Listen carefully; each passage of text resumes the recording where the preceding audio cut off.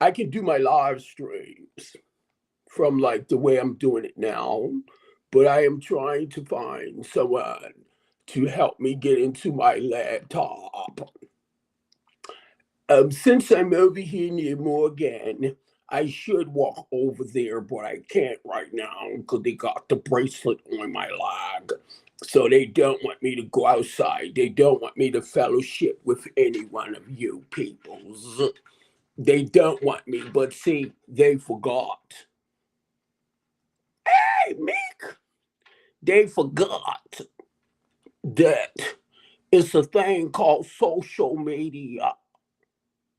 And a person can go on social media and talk about them anyway. At least I can. I don't know about y'all. Because I have, like, my balls are real little. But when I run off in my mouth, they get real big. I get bigger balls. Y'all ready to have some fun? Steve Copeland from the Couch Conversation. Steve Copeland from the Couch Conversation. Steve Copeland from the Couch Conversation Show. Boom, boom, boom. Steve Copeland from the Couch Conversation. Steve Copeland from the Couch Conversation. Steve Copeland from the Couch Conversation Show. Boom, boom, boom. Hey, family. I'm in the house. Came downstairs in the office, and I'm bored. So figured I'd come on for a little bit. Um, I stayed up till about 4 or 5 o'clock last night, messing with Ricky Taylor and them. Now I'm gonna tell you, I hadn't been staying up that late since the comfy couch. And that felt really, really awkward to be up that late. But I be telling people, right, and I want to say this for our women. Please stop. Please stop. I understand that a lot, I don't vote. I'm gonna make it simple. And I keep telling y'all why. Because I see things y'all don't see. As a community activist, as a human rights advocate, as a community organizer, I kind of know who can do things, who cannot do things. I know where the work will come from when it comes to the community, as it comes down from the top on, from the top on down. I know how it comes down towards the inner city people. So I understand the laws that they create, and it's supposed to actually benefit the people. Now, if they create, and I'm talking about our lawmakers, if they create policies and bills and stuff that will hurt our people, that's why you got big mouth people like me. That's community activists, community organizers, community outreach coordinator, community, human rights advocate. That's why you got me. Look. Cause you see how I do, cause I run off at my mouth. Yeah, me and the organization that I'm with, they be like, Steve, yeah, come on, we need you to go with us down City Hall. Okay, well, we go down City Hall for. If I tell y'all, come on, go with us down City Hall, you know what y'all do? Just like the politicians, you'll turn your freaking backs. That's why I don't do certain things. Because I begin to see it for myself. But you gonna tell me, you should have voted, you should have this, you should have that. No, lay down the laws. Okay? So that guess what? If you follow them, you're gonna be okay. If you break them, then you're gonna pay the charges. I mean, you for breaking the law, you know what I mean? Real simple. And let me tell you all this. Stop giving Donald Trump all that authority. The president do not have authority over Congress. Stop. I've been posting that.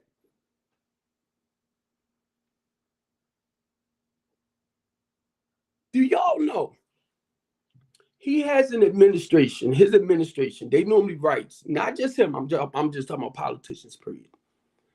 They have people that write their speeches for them. We did that with Kimberly Klacik. And they memorize their stuff or they read off of the Donald Trump did have one day I looked at him, he did have the paper in front of him. Donald Trump normally don't follow protocol. He just don't. But he knew how important it was to stick to what they was giving him. Y'all didn't catch all of that, but understand, for a person like me who's on the bottom level and I see what they doing, a lot of the policies and a lot of that stuff, right? We might get it way before it gets to the population, the people. So the organization Communities United, right? We'll come together with other organizations and we'll meet up and we'll talk about certain things. Either we're going to knock on doors, we're going to encourage you and motivate you to vote to get that. I mean, to knock and encourage people to vote for that law, or we're going to encourage you to call your council member, call your people, call them and let them know, right? I know. Thank you. We will, have you try to encourage you to go out there and talk to your delegates, your council member, call them and let them know that you're not satisfied with certain bills that, might affect the community. I can only tell y'all what we do as a community activist and stuff like that. So I'm just saying, please stop. And I want to say this right here because I was listening to some women last night. I am 62 years old. I have 4 daughters and a son. I've been married twice.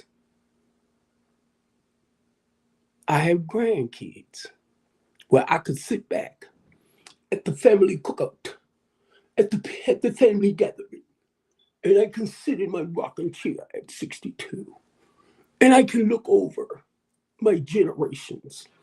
But you're gonna try to tell me how to be a man?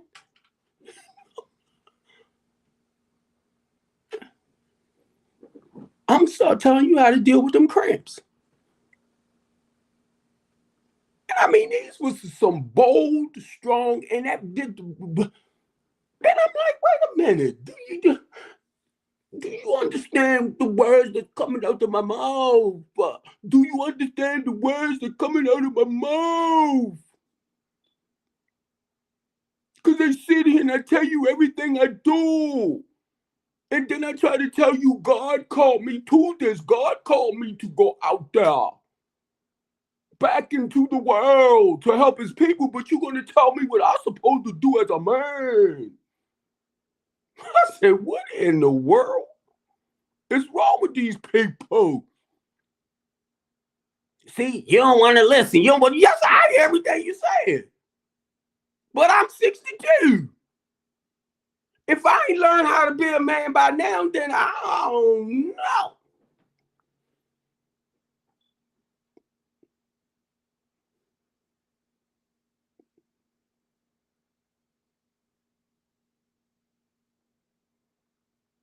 What I'm gonna do? So, if it's anything, ladies, you can teach a man how to treat a woman how you like to be treated. That's all you do.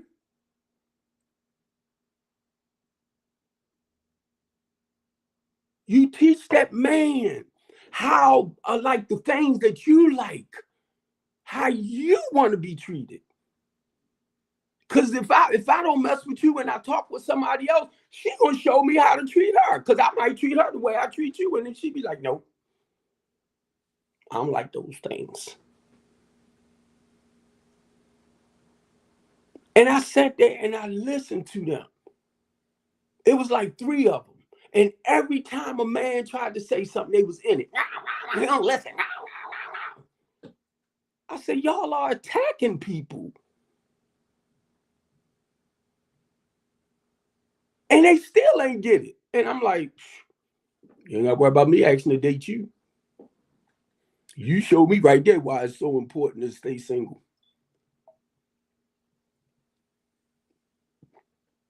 None of that embracing, none of that, the attraction thing, none of that talking sweet, none of that. It was all like ego, pride, and y'all just don't understand. I said, wait, I got 4 daughters.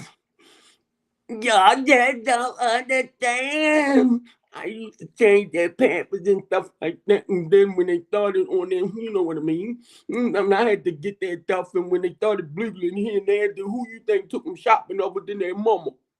Their daddy. But you telling me I don't know what it is to be a man. Don't try it. Because one thing I know, as a man of God, listen to what I'm getting ready to say. God created man first and then woman. I ain't read nowhere where he created the woman first and then man. Maybe the books you read teach you that. But you are that helpmate. You are that one to encourage and motivate me. And guess what? I know as a man, my goal is to take care of the house as a whole. I know what my purpose is for a lot of you women that don't understand. Excuse me. I know what my purpose is. As a man, the wife is normally the ruler in the house. The man is to make sure that the rules are being laid properly. Try to tell me some bull junk lady.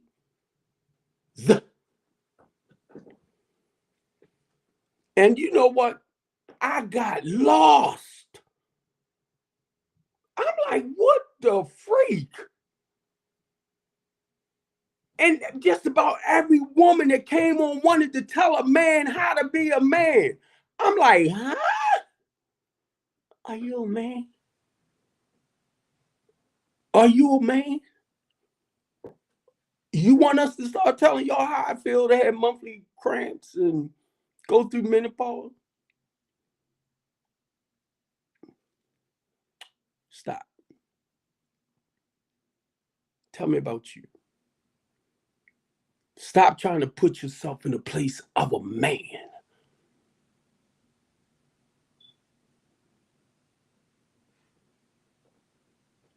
And guess what? When you act like that, I'm going to tell you what I'll do. Rather than me keep arguing with you, I will shut down on you. Because it takes two to argue. I've been through this. So a lot of times the man got to humble himself and shut it down. All right. You right. Even though. I said, where my pain pills at? I'm getting a headache. With my Tylenol. You gonna try to, you a freaking woman. And you want to tell a man how to be a man. That's like me telling you how to be a woman. How you supposed to act.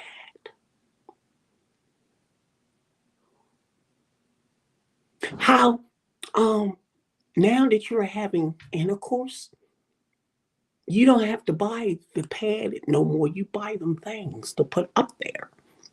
You know why? Because I use them. Don't let it fool you because I got a beard and everything. I'm going to tell you how to be a woman. I was like, what the freak did happen? I'm telling you, I was like, what happened?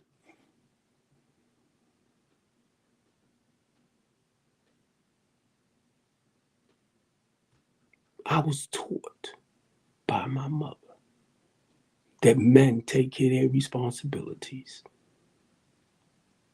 I was cooking and cleaning and all of that since I was 10 years old. So when it come to cooking, when it come to cleaning, when it come to doing stuff like that, I'm real good. Real good.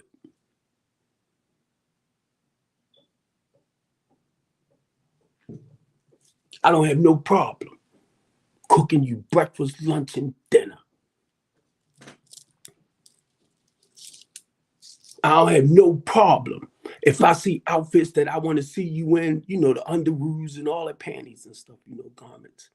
And I want to see you in it. I have no problem buying it. I have no problem buying flowers, roses, candies, just because.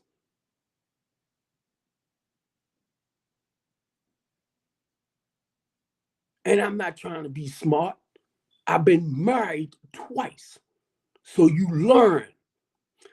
My first wife was my best wife. I wasn't in love with her. Listen to what I just said. I wasn't in love with her. I loved her, but I wasn't in love with her. I didn't understand the difference until I met my second wife. So don't you ever, if I'm telling you my experience and you have not been through that to understand where I'm coming from, shut your mouth. Well, I think this. I didn't ask you what you think. But my opinion is I did not ask you that. Did I? But then y'all will get mad. Well, why I can't share my opinion? Why I can't share what I think? Why I can't share how I feel? You can. I'm not saying you can't. But it doesn't matter compared to your experience. I basically learned from your experience. And y'all don't get it a lot of times. That means you have went through certain little things, right? Trials, tribulations. You learn from it and you on the other side of it. So you can walk me through a process. People don't think. That's why if I haven't experienced a lot of stuff people talking about, I shut my mouth. I learned that over the years. Well, see, Kimmy, this is what I think you should do, right? Wait a minute. Well, see, do you know if it really works? No, not really. I'm just telling you what I'm thinking. Yeah, I'm just telling you what I think you can do. And I trips right out. I say, oh, God. I be like, ooh, ooh. Y'all got to understand, I ain't no kid. I'm not 30. I'm not 40. I'm not 50. I'm in my 60s. So I understand a little bit more better than I did 30 years ago, 20 years ago, 10 years ago, 5 years ago. Matter of fact, I understand a little bit more now than I did last year. When I went through what I went through. And God brought me out. And I'm sharing with people how God closed that door. I seen that door closed. And I seen the light walking through the new door. And I'm shaking like this. The wind, I'm shaking. And I share that and people don't get it. I'm walking in the new vision. The mission. I don't remember ever experiencing that before. God told me the stuff I went through last year. He said, when I'm ready for you, I'm going to come and bring you home. It's in the Bible. I keep jacking up his name, but Zephaniah, 3rd chapter, verses 1 through 20. I focus more on 16 to 20 because I was going through something. I was being oppressed. And God showed me how a lot of his people, the same way he told Moses to go tell Pharaoh, I said, let my people go. Don't try to tell somebody else their mission. Don't do it. Don't do it. Because God showed me I'm walking in the footsteps of his apostles. of his prophets. You suffering just like they did. Only thing, I ain't get my head cut off. I didn't get turned upside down with some soul and all sawed and all of that. But God dang it, it hurt it. I'm telling my story. And if you haven't been there, this is mine. That's why I'm saying it.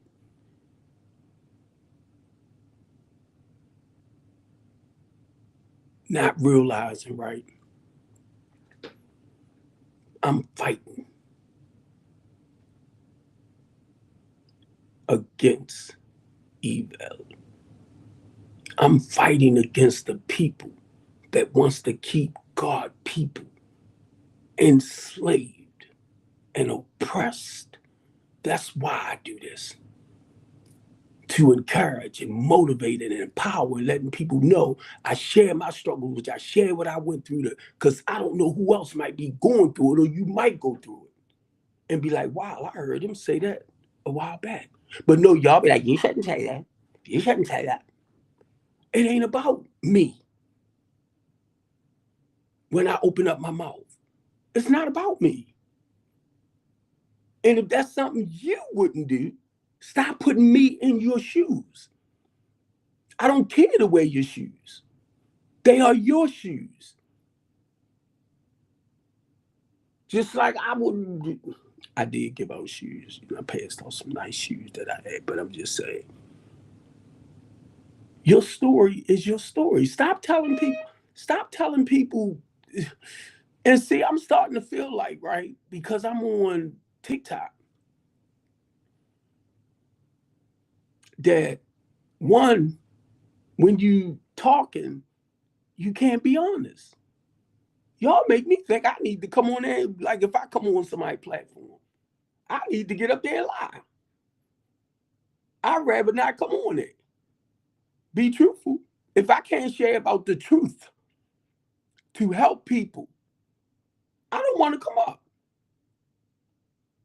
Y'all might have a great topic.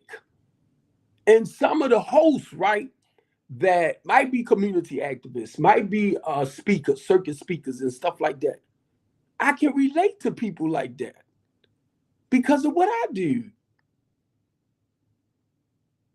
But it's always the panelists.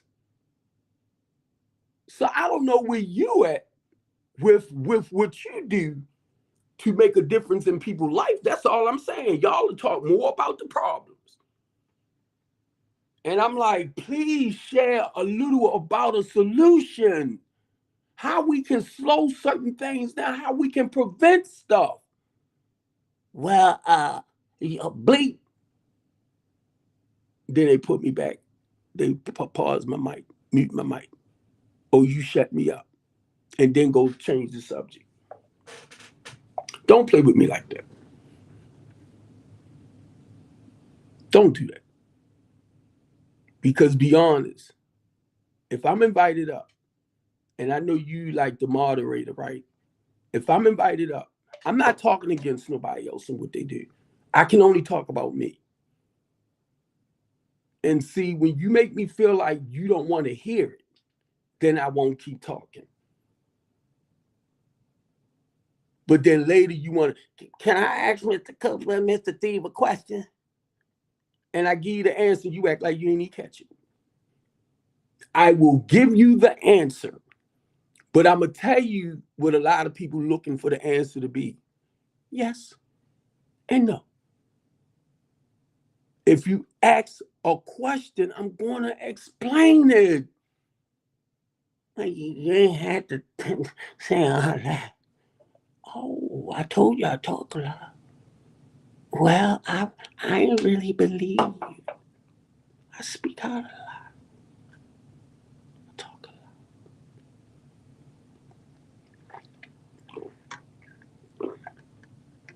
lot. And I sit there and I told them, I said, guess what? I'm on home monitor. Flew over their heads. Why you on home monitor? Me and the Eastern District Police Department got into it. And I'm telling them, as a civil rights advocate that comes into the community to help people get their lives together. We should actually be working together, not coming up against each other. You get paid to protect and serve. I don't get paid, but I come back into the community, embracing our people. So why are you making me feel like I'm the enemy when I call you to help me with my clients? But then all of a sudden, you created some charges and stuff and had me put away. And a lot of y'all watched what I was going through with them. And a lot of y'all that I walked with.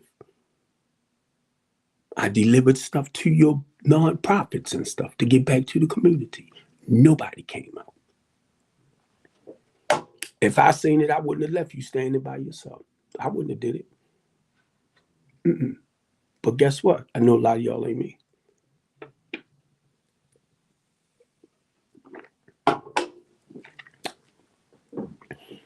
I ain't mad at you. Oh, it hurt. But I ain't mad at you. And I had to understand it is what it is, what it is, what it is, what it is. And then again, some more. It is what it is, what it is, what it is, what it is. And then some more. And I had to understand that. I love Baltimore City. I don't want to turn my back on Baltimore City. I'm talking about our most vulnerable people. I'm not talking about like your middle class, your millionaires, your billionaires, your trillionaires. I'm not talking about them because they are not the ones that depend on the state and the government for certain things.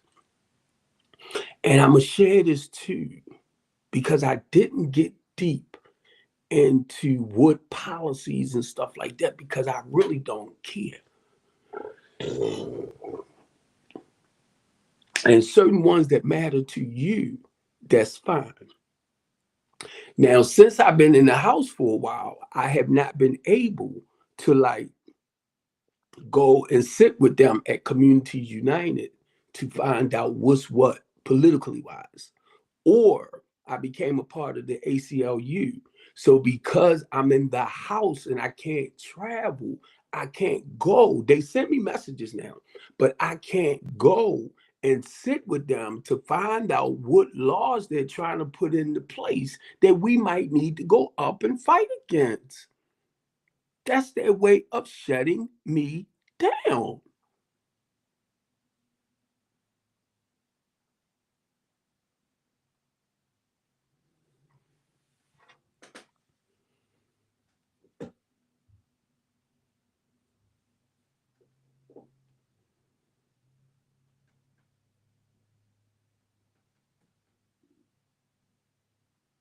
I be watching my friend Cherie out there feeding the community. I can't even go give no support. I watch Christine Flowers out there dealing with the homeless people. I be saying stuff to y'all to let y'all know. Me and Marlo Hargrove teamed up, just opened up a facility for 40 men, 40 to 50 men, bed facility. They do not have to pay to come in, but they have to participate as far as doing the necessary things to turn their life around. So the ones that and guess what? I'm talking to Marlo, and it's not a limit on how long you can stay there.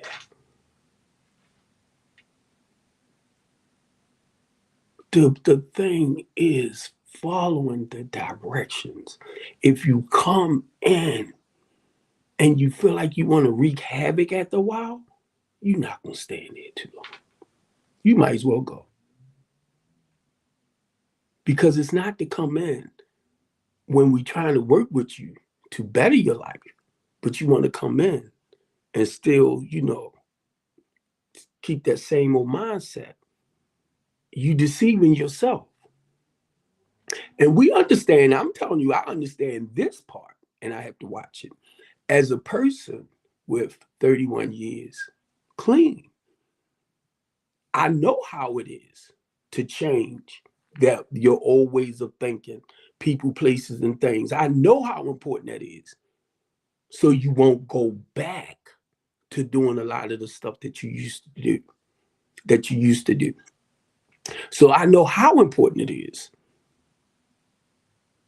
Now, guess what? I'm OG. I come from that. I call myself a retired OG. Don't play. But guess what? I don't live like that no more. But I like saying that mainly when it comes to our younger people, right? Our young guys. Y'all making us look bad out here doing this. But I have to play with them to get their attention. You know what I mean? Sometimes you got to crack a joke or just say something just to break the ice. Because they looking at you hard. You know, man, why you looking at me like that? Are you scared of you, boy? Nephew? And don't make me call you grandson. Unc. You can call me nephew, don't call me grandson. Okay. See, that's how I deal with certain people. But no, y'all want to tell me when it comes to dealing with our young men in the city. I'm like Unc. I'm like Pop. I grew up without a father. I grew up without a father, 62 years old.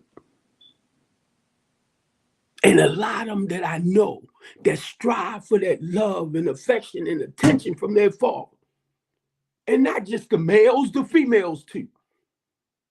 But you're going to try to tell me how to go and do my job when you ain't even out there helping them like that.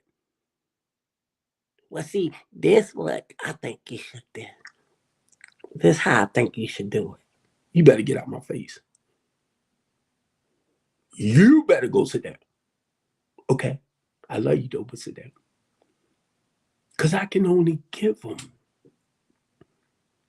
what I have. I can only give them what other people gave to me. Yeah, my mother laid down the rules, the morals, the values, the principles, and I knew better. But you could not tell me what I was doing was wrong. That's why I can relate to a lot of them. Because that wrong seemed so right. They know better. They just not thinking. Well, you right. They not. I'm telling you, that's why they do what they do. Because they feel like what they doing is right. Mainly if they're around other people that's being destructive too, like them. So I had to learn to be around people that being more productive. You know what I mean? Doing all the right things in life. Dang. I know y'all like if this dude don't shut. But no, seriously though. Seriously.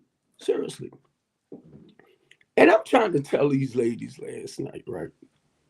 I done sponsored so many men and women. I have sponsored throughout the years so many men and women. I did not realize I had 30 clients. I am sponsoring those clients. My goal is just to help them, get the courage and the confidence to be able to talk to that counselor, that therapist, that PRP and stuff like that. The ones that's going to help them put their life back in order. Like if they don't know how to cook, the goal is somebody teach them how to cook. That's why we refer you out. You don't know how to wash clothes, somebody teach you how to wash clothes. That's what I do. I'm housing, basically. I'm transitional housing. So the goal is to bring you in to a temporary situation to help you move you into a permanent situation. And prayerfully, you won't make the same mistakes again. as far as falling on hard times. Why y'all make people like me feel like we so wrong for doing this? I don't get it. Sometimes I don't get it. Oh, he's stealing the money. Oh, he's doing it. What? You got programs out there that take all their money. That's not how we do. It's independent living. So independent living, that means you got work to do to become independent again because you fell on hard time. If y'all don't know what transitional housing is all about and stuff like that, stop feeding people the poison. Learn about it.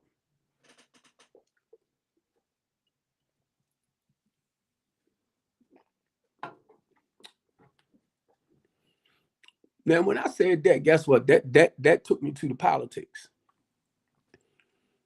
I am not a politician, but I will study. Say like whatever the issue is. My goal, because my mind will start clicking for the solution. I don't care what it is. It's a solution to everything, basically. Some stuff it is what it is. And I'm talking about life and unalive. Okay. So certain things will never change and we can't stop, but we can slow it down. So when I look at, I'm going to go to the border thing, right? You will not stop immigrants from coming across the border. It's people bringing them in on boats, containers, planes, tractor trailers. So you won't stop it, but the goal is to slow it down.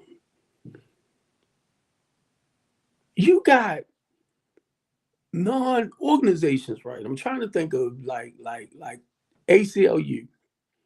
They fight for the immigrants' rights to be here. Y'all looking at Congress. I mean, y'all looking at Trump and all that, right? It's organizations out there that fight for their human rights. They can create all the bills they want. That's why you have civil rights organizations to counteract that stuff. And I listen to y'all and I'm like, wow, they blind is all I'm doing. So the goal is, I don't care if Elon Musk gonna make them daggone little things to fly over and to close it off, right? You might as well put that whole thing around the world, bro. See, that stuff sounds good. It sounds good.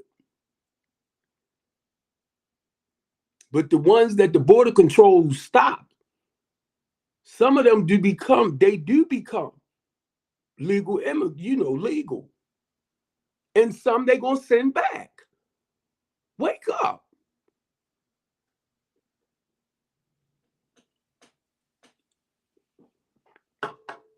Now watch where I go with this.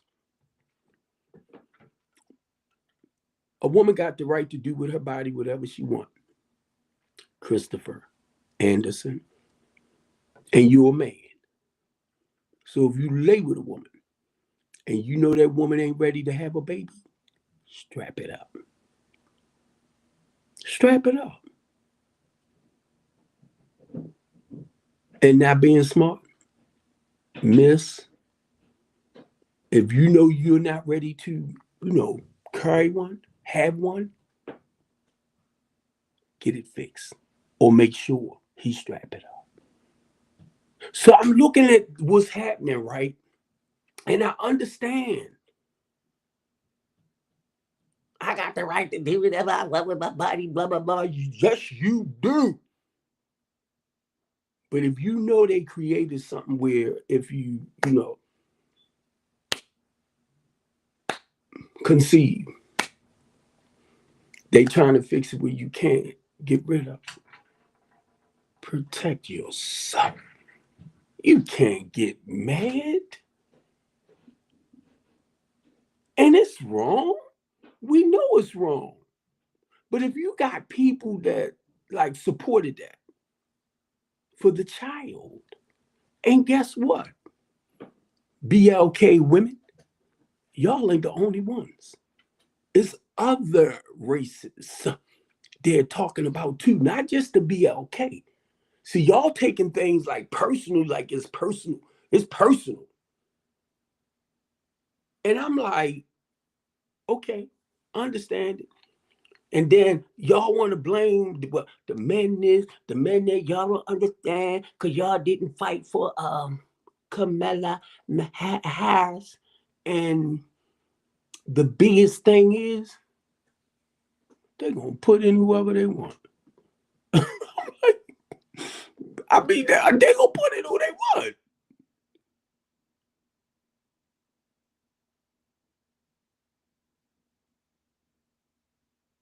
And know what? I ain't feel no kind of way when I found out that Trump got to that 270.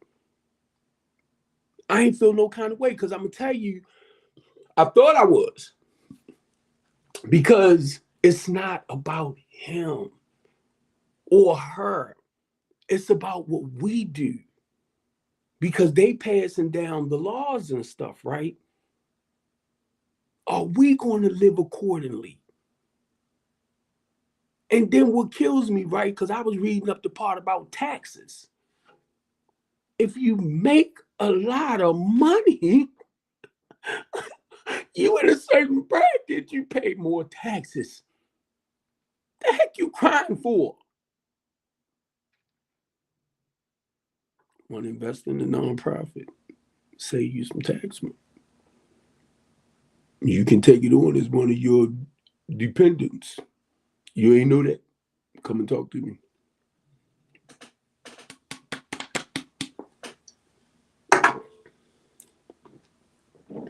File exempt. And the money, the extra money you get, we'll give you a receipt for the tax write-off because you've been investing it into the business or the nonprofit. Look at this face.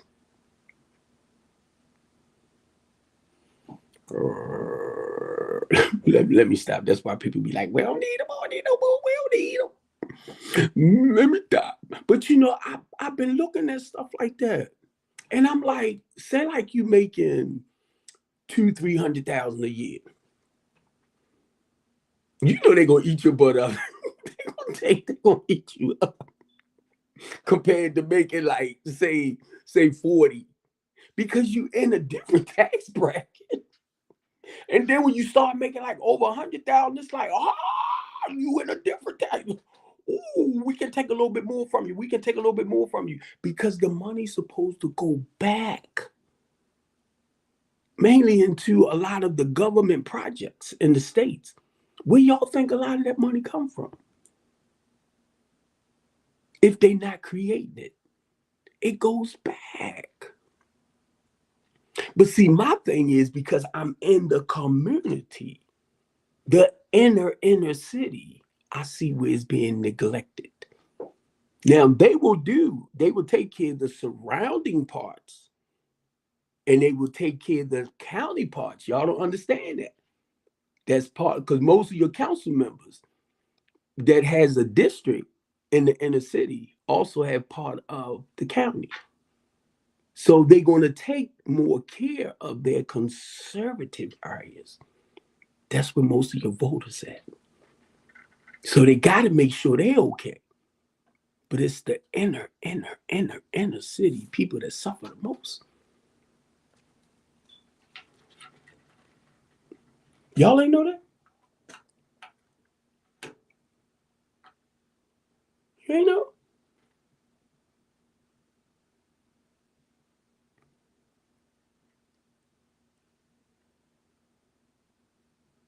I'm ready to call. Hey, Donald, look, me and some guys get ready to meet here, right? Some people, too, business people. We looking at rehabbing and revitalizing houses in the inner city for the poor people. Because guess what? They doing gentrification, but they can't replace all the inner city people. So Donald, look.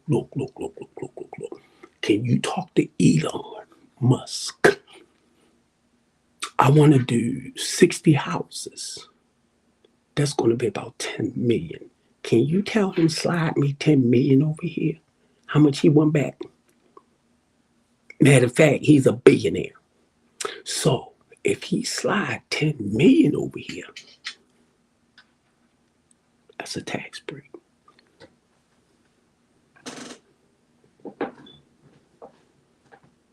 You don't understand the process?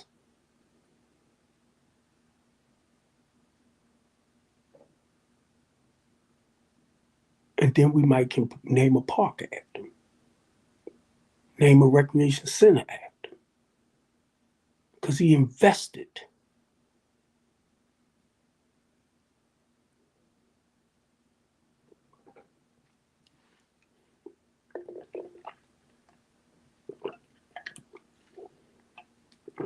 Kevin Plank,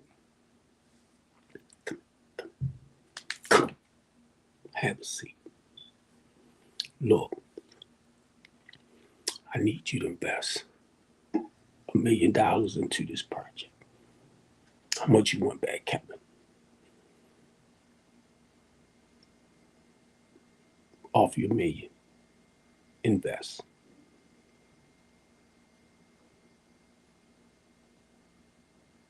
I'm not very educated, so I have to keep it simple. But now, guess what? I have to show him and people like him the work that Steve Copeland do around Baltimore City in order to get the money to help our people. So that's like showing them your portfolio and what you're doing. My work speaks for itself. I tell y'all to Google Steve Copeland. Google strengthen the community. The Latanya D. Copeland House of Hope. Google it. And when you go there, it's going to tell you he's on Twitter, he's on Instagram, he's on Facebook, he's on YouTube. It's going to basically take you to almost every social media page I have, even my website that I created. Because it's about putting information out there of the work that God had me doing in Baltimore City and helping his people.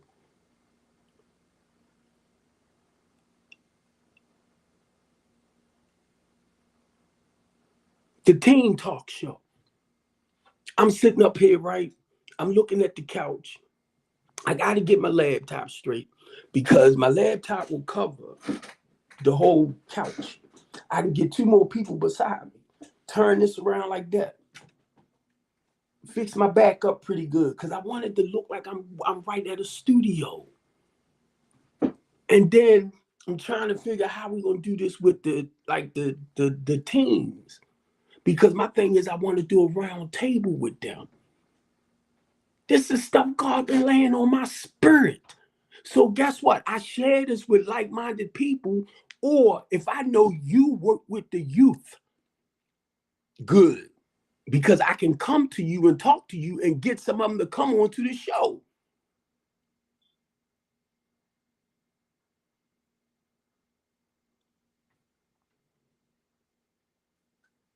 TikTok.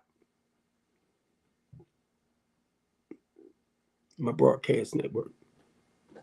Right on TikTok. This is my broadcast network.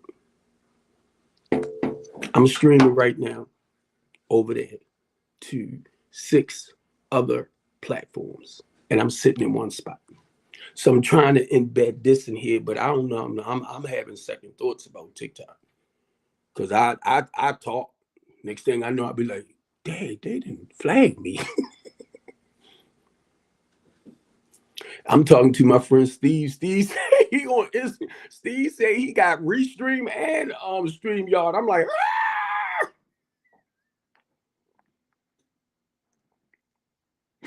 Man, I'm only saying that, right? Because I know the money we got to put out for it. And this right here, because this is my broadcast network, right? And I pay this on a monthly, so I can get other people to, like, if you want to do your show or something on here, you can. And that's how I can kind of like pay things back, pay bills. Let me put it like that. But and it will happen. It will happen little by little. But the goal is I have to get a team. That's why me and Marlo hooked up. Because now that will take a lot of the weight. Hey, Miss Lady Tiffany, that will take a lot of the weight off of us. Because look, Marlo is contracted with parole and probation. Because I deal with individuals and women and children. Marlo asked me to come over because I do the transitional housing part with the women and the children too. And we'll be doing it with the men. So you come into the program, you get it, and even a transitional house, from what Marlo told me, you don't have to pay to come in. They want us to come and look at these houses. Now I have to get women to work with the women. I'm just going to make sure it's being ran right. That's all. Because that's our business. Everything I set up, like my teen talk show, the couch conversation, I'll be in that because I'm the host. But the teen talk show, I have to get a host for it.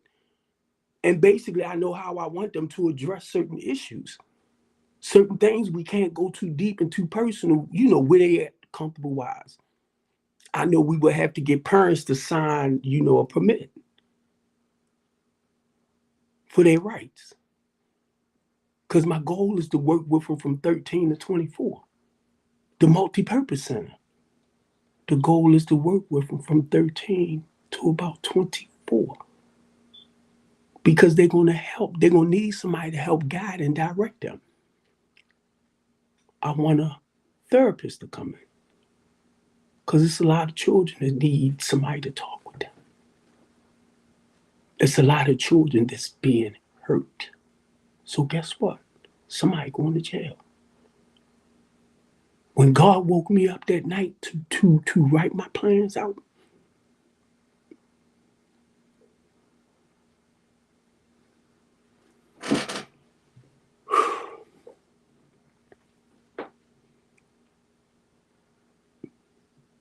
that's why I feel bad for our children. They're suffering. That's why I feel bad for a lot of the adults that's walking around looking like zombies. I'm like, oh my God, what is going on inside of them that they, like walking, what? What is going on with you that messed up? It's like you running from something. Come here, let's talk. I talk with people one-on-one. And whatever you tell me personally, that's between you and I. I told you I sponsor a lot of men and women. So it's not for me to say like, well, such and such and such, we went through this, blah, blah, blah. No, I will take the information to help you become a better person like they did. And guess what? If I got to call one and say, hey, I need you to talk to such and such for me. Because there's nothing like having somebody that can understand where you at. Or, to help you come from where you at over here.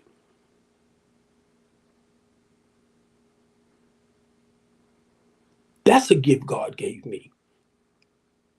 But see, because I'm not, say, a professional, certified, stuff like that, the goal is just to encourage you enough,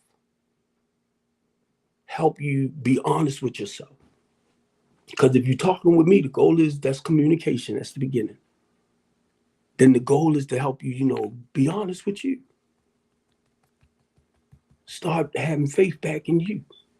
Start believing back in you. Because see, once you begin to feel it spiritually, then you won't have a problem with telling somebody else what's wrong. That's how they did me. And I mean that's the part of, you gotta break it down. So anybody come in my life, right? When I do that intake, I gotta know a little bit about you. I gotta shut my mouth and listen. Yeah, I talk a lot, but I know how to listen very well. And the reason why, because I have to know how to guide you.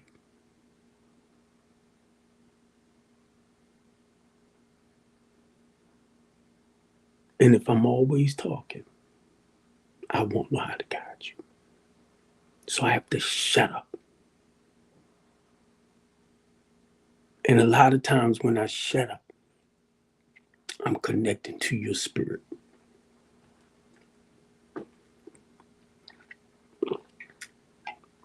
Uh-oh. What just happened? Uh-oh. It's the spiritual connection. I listen. And I have to listen as he share things from me to comfort you.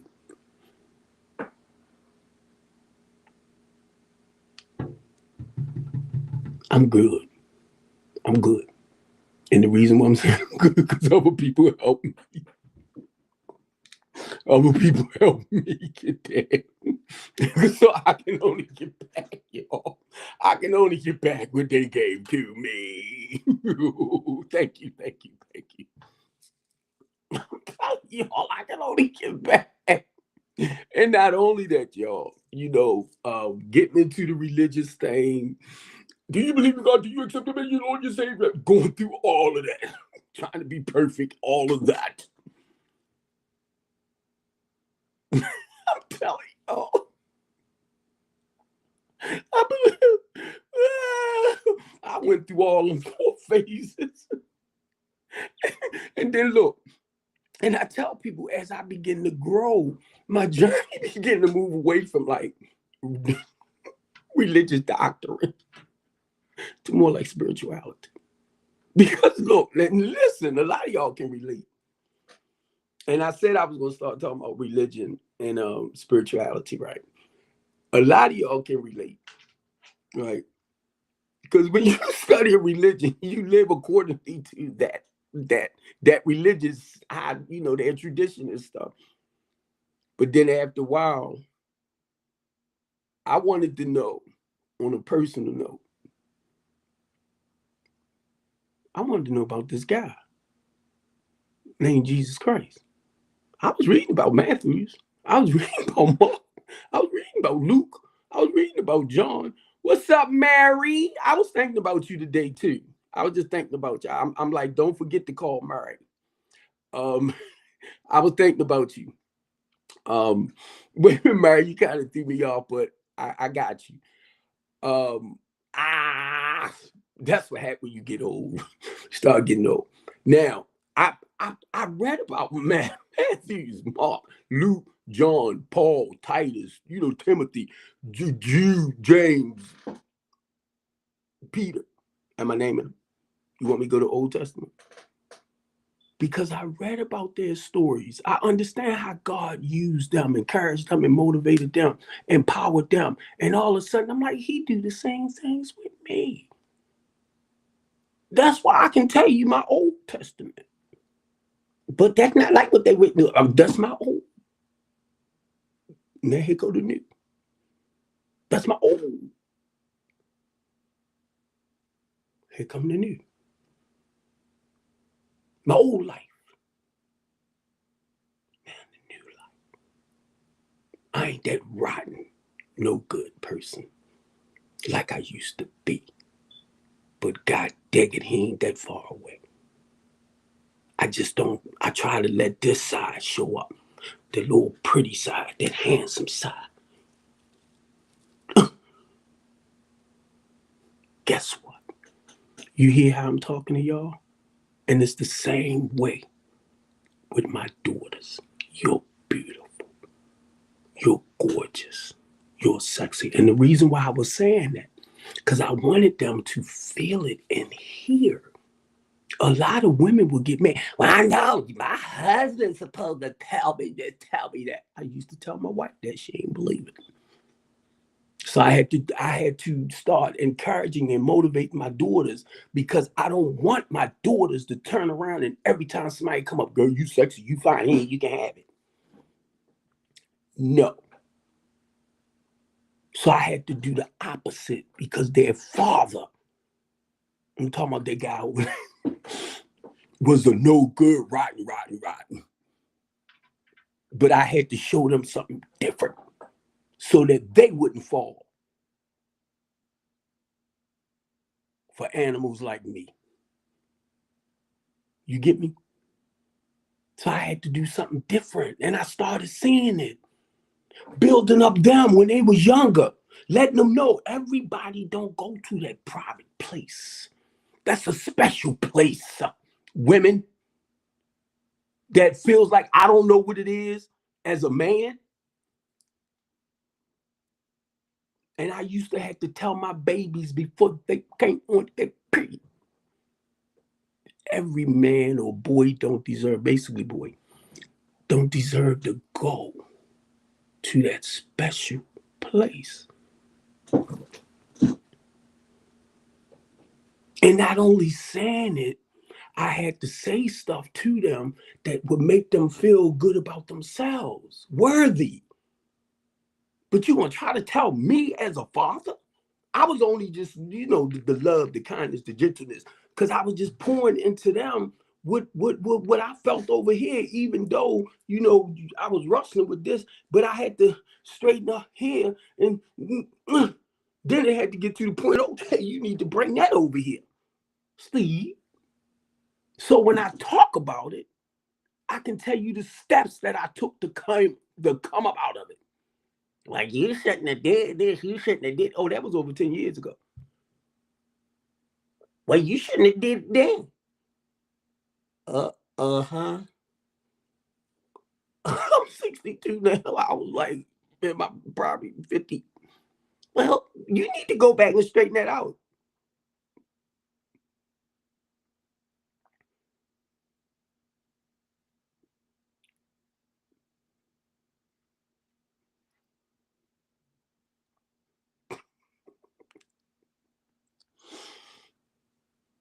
That was my past. That was past history. Ooh. Now you want to know why some men do what they do? Let's talk. No, I don't want to hear. I don't want to hear because I cook for them. I do this. I do that. I just don't. I'm always running off in my mouth. I'm always doing this and that. That's why he ran sometimes.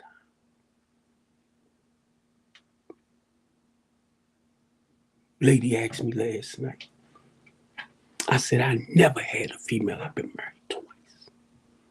My first marriage, I got into the church. My wife didn't understand what was what. My second marriage, my wife, family, and them all into the church and stuff like that. My wife, Holy Ghost filled, speaking in tongue, dance, and all of that. Her and I could not read Bible or scripture together. I never had a woman to embrace me spiritually. I'm talking about my mate.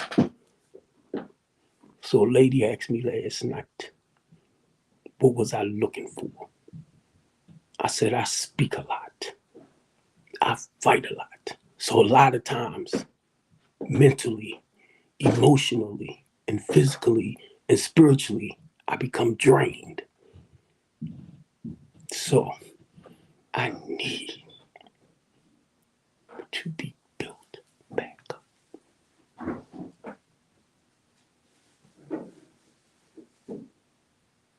thing is, do you know how to do it? Do you know how to do it? You want to ask a man what he want?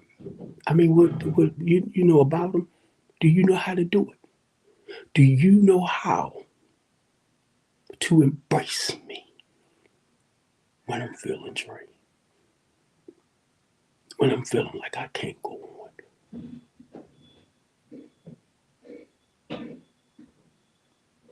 I don't think I got an answer.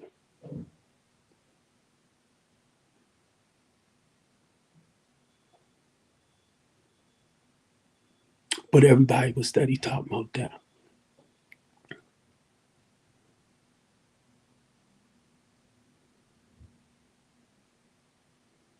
And they're going to try to tell a man how to be a man.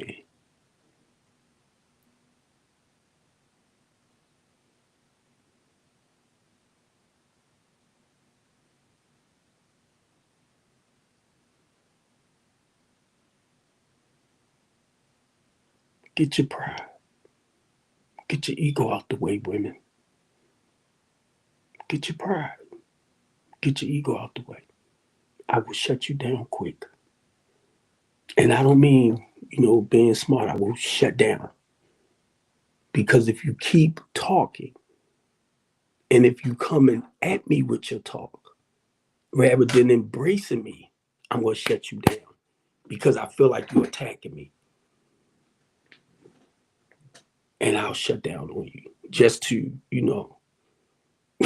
avoid the confrontation and all this stuff. I'll shut down. Because I had to learn that from my second marriage. Because a lot of times, and my wife made that clear to me, Steve, I don't always need you to fix me. I need you to listen. I was like, ooh, ooh, because I'm a fixer. And a lot of times women just want us to listen. And I shut down. And it's not being smart. And I'll tell y'all that. It's just to let you get out what you need to get out. Get it out, get it out, get it out. Tell me how to be a man. Almost put my underwears on backwards until I seen the little tag thing. I said, oh, well, it's not the tag, the print. I was like, oh, I almost put them on backwards with the print show. I had to turn them around. I ain't no woman right here to tell me time out well right.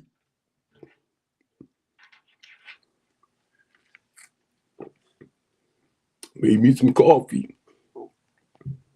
in my coffee cup. And I got a big old water thing up there.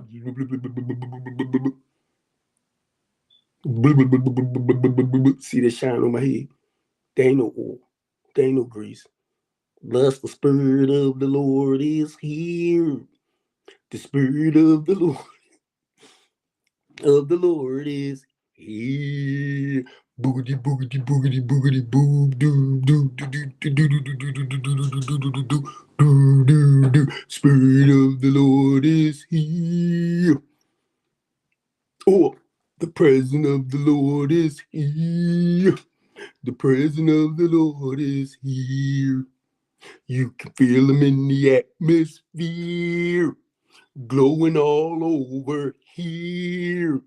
He's glowing all over here. Boogity, boogity, boo, boo, boogity. But look, y'all, have fun. Stay Copeland from the couch conversation. Steve Copeland from the couch conversation. Steve Copeland from the couch conversation show. What's up, Steve? The kidney nurse.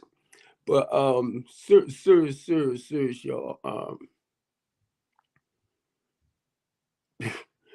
I don't know. I'm gonna just say this again, ladies. Please don't. I'm 62 years old. If I don't know how to be a man now, and I never will. Ain't nothing much, Steve. Ain't nothing much, man. Just trying to, kill some time. What time is it? 2:33.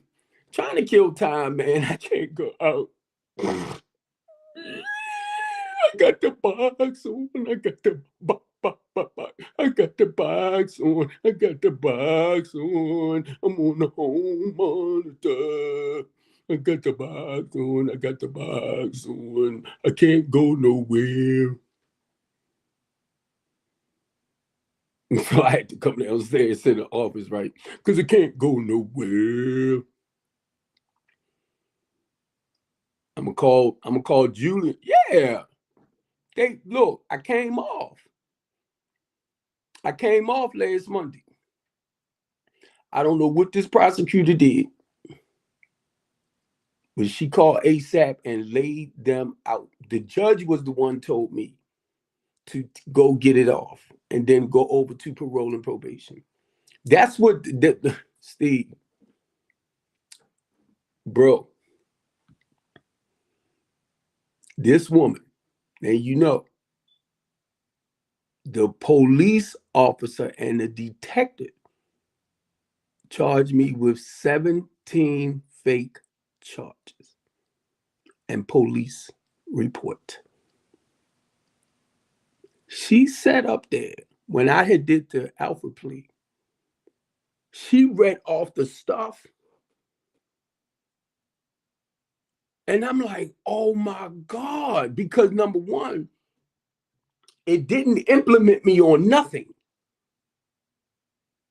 Because with the female, the police has charged me with second-degree assault, burglary, and harassment. And then I didn't even know what was in the police report until the day before I was supposed to went to court. It shouldn't even, like I said, Steve, it shouldn't even got this far.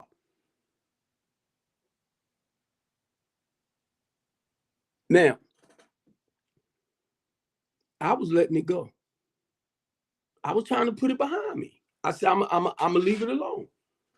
Because my goal, I said, I'm gonna go and I'm gonna sue Baltimore City and the Eastern District Police Department because of what happened to me. So now God done opened up this door. I don't want to bring a lot of bull junk into the new, you know, the new atmosphere. So the goal is to let it go. And what she did by having me go back on it, then she opened up the door for all that again. So I told my lawyer, I said, he's supposed to straighten it out. Now I was willing to just let it go. So I don't know.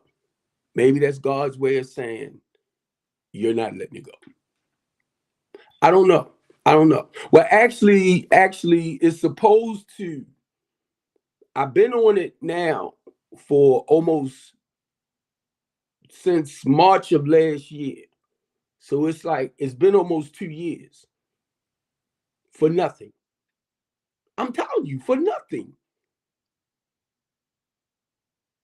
Now, it's supposed to have been time served with this.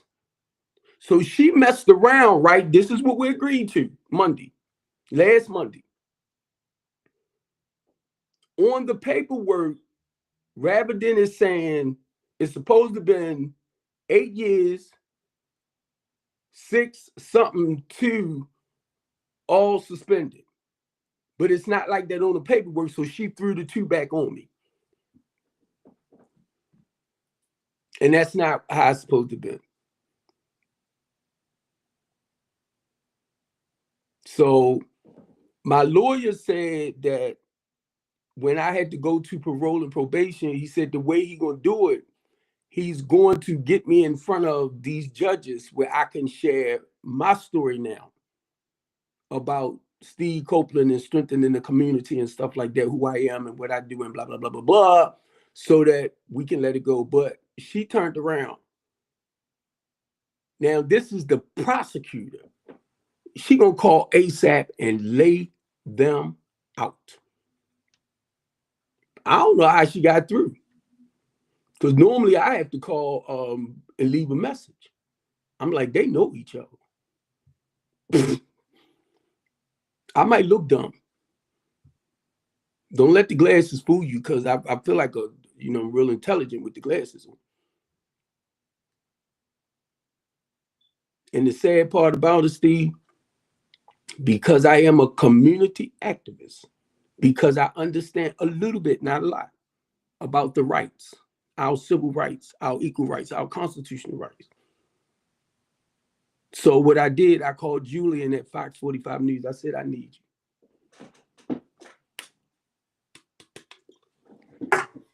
Because they dig for the dirt. And I explained everything to him. I said, I need you. Now, a lot of y'all look at Fox 45 News and y'all know they go raw. They will dig down for the truth. Gut wrenching bull stuff.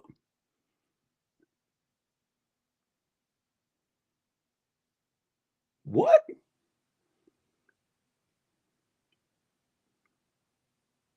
You say, what do I look for in a man? Who the freak? Ah! Ah! No, no, no, no. Ah!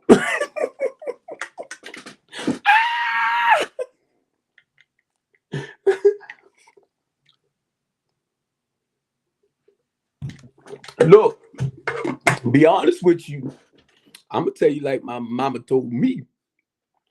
Men take care of their responsibilities. I look for a man to be uplifting, stand firm on your morals, values, and principles. You know, whatever your qualities are, and I'm talking about the good qualities, that makes you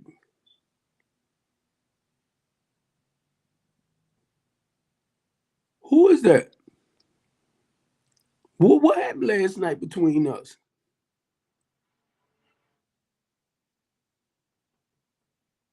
I don't remember your name from last night. That's why I'm saying what happened last night.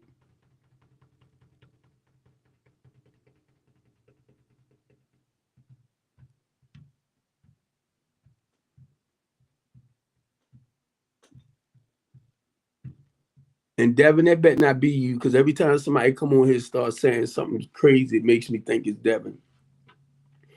But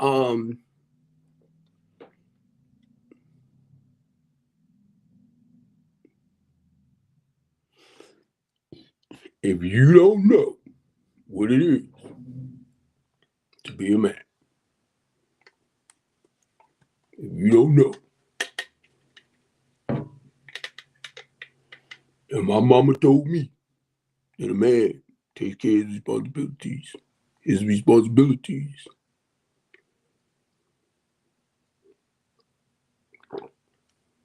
That's what my mama told me.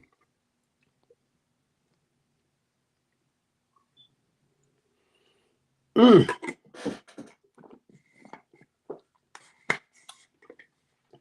I had my hazelnut cream in here. Now, I just came on basically, like I said, to kill a little time. And since I can't do too much, you know, might walk around the house because my goal was to walk, a couple of blocks down, cross, come back around, walk down, A plus, walk down, come back around, you know, just to get, just to be moving about. Plus, hopefully, it won't be too long for me to get this bull crap off again. But I do want us, because of the housing part of everything that's going on, I do want us to sit down and talk. Like I said, I already told Marlo, I talked with Marlo. Um, so they want us to start doing transitional housing. And now I don't know if it's actually the state itself or the federal government. Ah, thank you, bro. But they don't have to pay to come in. They gonna take care of everything. It's just us providing the service. I'm telling you, God, when I say God opened up that door, God shut that door plus. And I told you I seen it. It was like I seen him shut it. And that light for me to walk through here, and I'm like this plus I'm shaking because I'm like, I know I'm walking into that new journey. And be honest with you, I don't want to screw up. I'm telling Marlo, right? I said, because I see what God doing. Bless. And I'm telling Marlo, I'm like, I don't want to fail God, right? He said, just don't do it.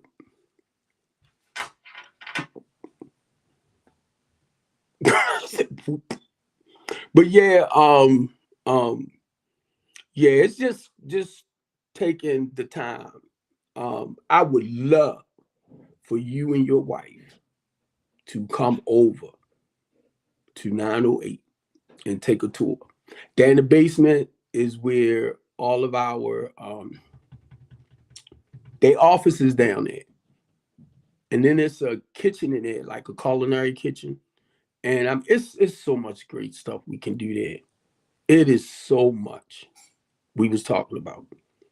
So much. So parole and probation, this is part of their stuff. So you come in, you don't have to spend no money, but you have to do the work to change yourself. You come in, say like you getting a check or you working, the goal is to help you budget, like open up account, be able to save your money and stuff like that. They gonna learn all of this. We even got a little medical area down there where they're going to be doing the urine tests, the blood. If you have to get that done, but you're going to have to get it done. But it's independent, so that's why you got to do the work. And each apartment, right, that the people be in, it's like you're going to cook for yourself. You're going to do. But now the goal with that is to get the men to basically work together. That's all. The way I'm looking at it, the first one that come in the house, we kind of make him in that area. We kind of make him more like that, the house manager, but for everybody to work together. Now, I have a female that actually works with the females. So I'm going to talk with her so that I'm going to talk with her so that I won't personally have to deal with a lot of the women like that, straight out. But if I step in for any reason, me and Marlo have to come for any reason, it's not going to be good. So I already know basically how to run the temporary to permanent housing. So now we're going to have the houses set for the temporary part of things. And the goal is to start rehabbing and revitalizing houses for our clients. And to work with Yolanda, the director of housing. I even got the director of homeless service number because I had to jump over people because people was telling me, oh man, we're going to help with this, we're going to do that, we're going to do that. And next thing I know, they're gone. So I had to jump over. I want to know the programs that they have, like Section 8. We already know they got Section 8. My daughter was telling me that they have they have vouchers. They have homeless vouchers. I'm like, what? So I want to know the type of like low income housing programs, vouchers, Anything we can do to help that low to moderate income person to be able to afford to live a pretty decent life off of what they make, and they won't have to struggle. Prayfully. So I'm letting y'all know basically what strengthen the community does in order to build back up in the community. Telling y'all. But now keep in mind, we need y'all. Because if you have family members, right? And I was thinking about this earlier. I don't want them in my house. I don't want to be bothered with them because oh, that's right, Mr. Copeland and them doing such and such over there. See, that's what we need. The ones that you feel as though you can't help if they're using drugs. Because we're going to do substance abuse counseling and all of that. We're going to have NA meetings and all that type of stuff too. But if they need to go in to like a 30-day facility or something like Charles Place, Vision of Hope, where he can work with them on that level. So as they transition out, a lot of them is going to need somewhere to go. And we only doing this, y'all, so that a lot of the ex-offenders, the returning citizens, won't have to go back to doing some of the same things they did to become repeated offenders, to go back. But keep in mind, they have to do the work. We're going to have the professionals there, substance abuse counselors, mental health counselors, people that will work with you financially.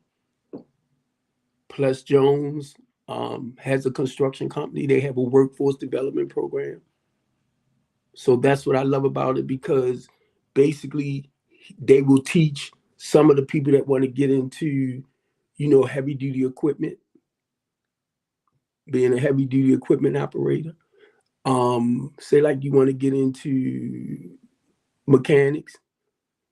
I got people that I can talk to that will work. The point is they need funding to bring you in. So people like Plus knows where the funding is at for us to talk and maybe help you if you willing to, because I got a guy that I talk to that I send my card to. They does everything, body fender work and all that.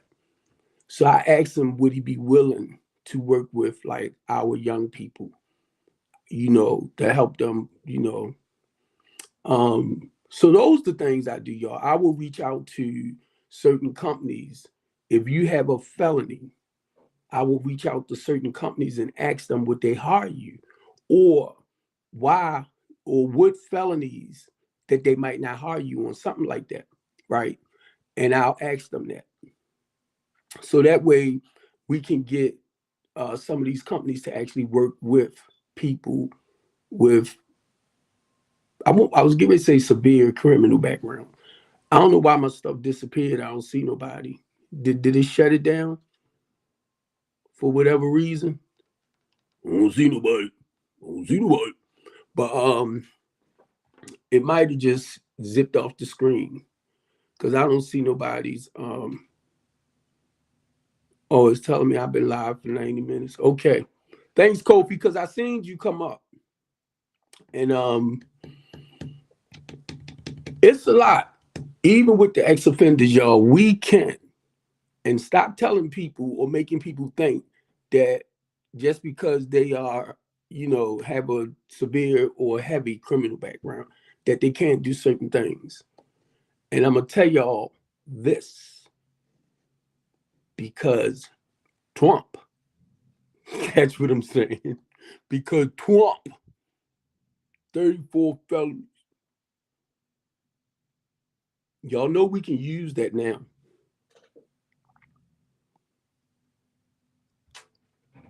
Hey, Tony, y'all know we can use that to any person that has a felony and a job try to use it against them. we might have to create a bill for them not to use a lot of our felons' backgrounds against them when they come to the jobs. Now, I'm going to share this with you. Say, like, you was an accountant or you worked at a bank and you did something wrong to get those type of charges. You can't go back to doing finances again. You have to move into another area. This is what I was told. So it's not like you can't get a decent, paying job. I asked a lot of men. I said, how much an hour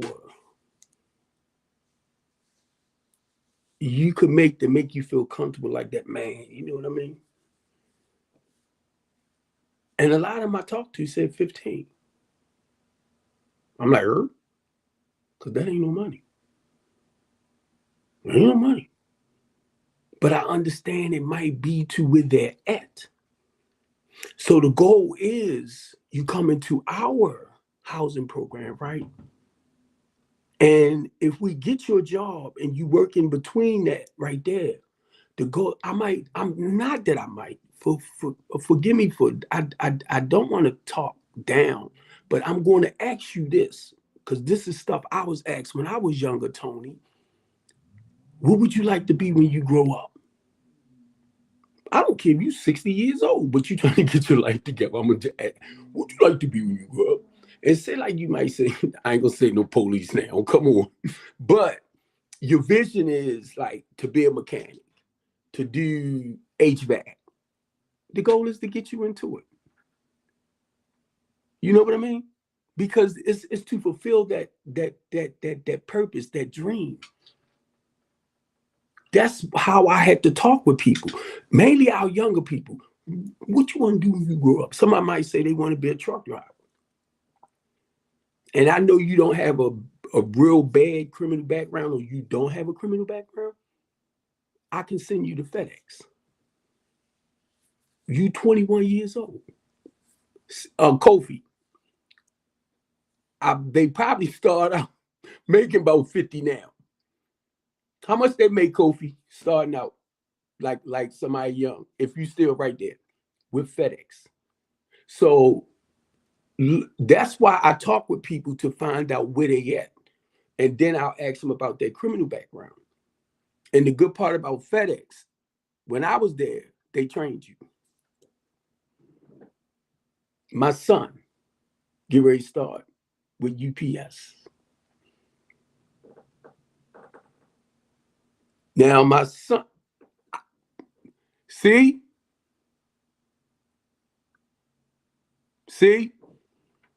because I'm telling you, Kofi, when I started back then, it was about 40. It was about 40, if I'm not mistaken. So I know now, I know it's right about 50. When you like, if you that young or something like that, and this is what I told my son, right? Because I got the white box truck. So the goal is I gotta go get my white box truck. I haven't seen my white box truck since I've been home from prison. I haven't seen it. And it's basically on a lot. So I gotta go get it. And I'm thinking about signing it up with maybe Amazon, putting somebody in it to run it. And not only that, I can go to some of these companies that have trucks sitting there because they didn't brought newer trucks. And I can talk to the owner and just tell them what I'm doing. And some of them would just give me the truck because of the work. I already know some of this stuff.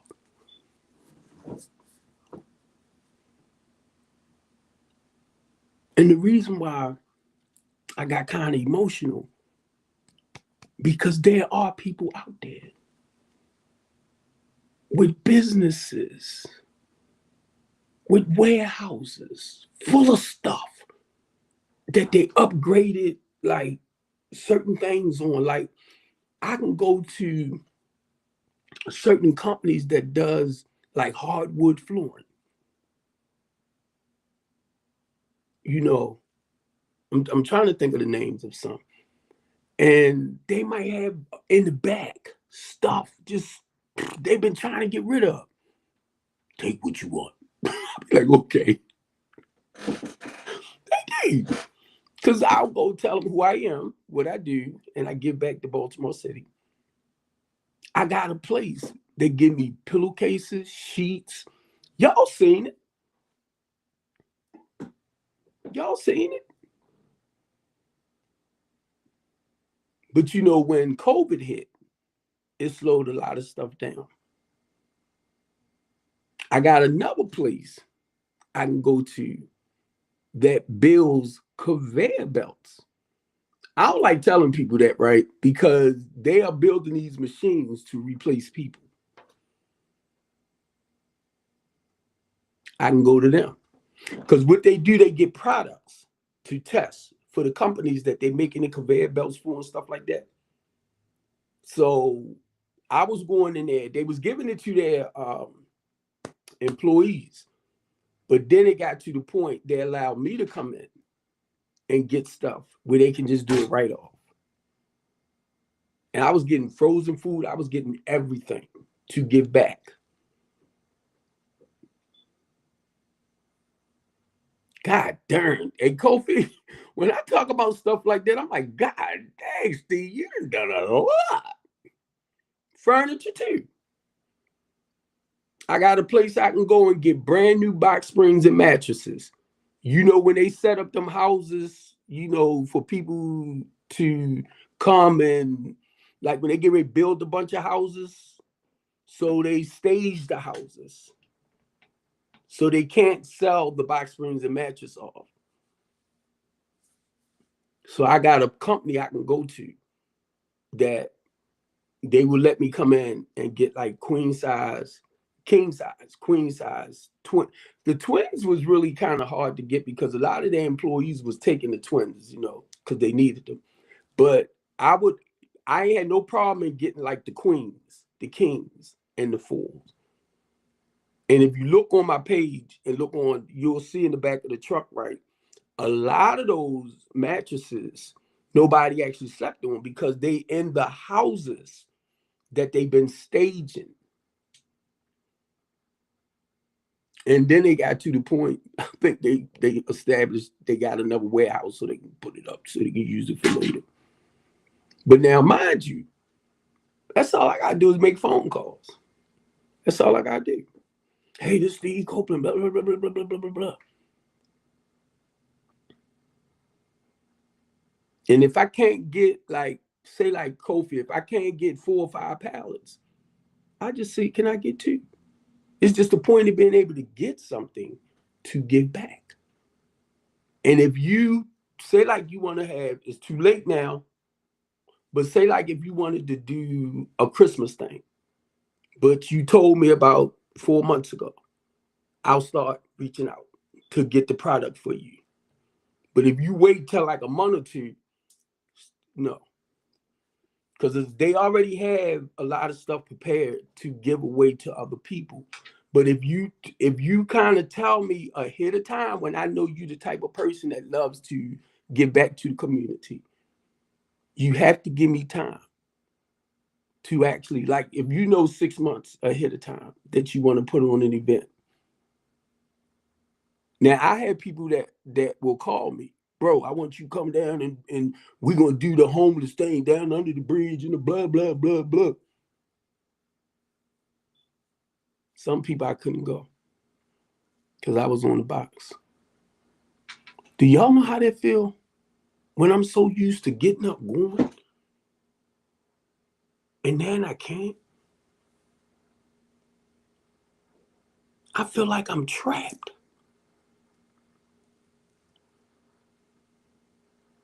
I don't even know if they listen to me. And it makes me feel like they sent me back on it so maybe I can say something out my mouth, which I don't know what it is. Because my thing is not being smart.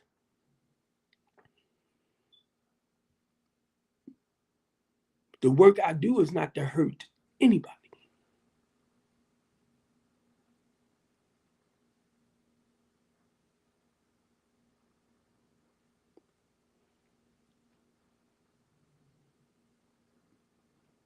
And I'm trying to be nice, officer.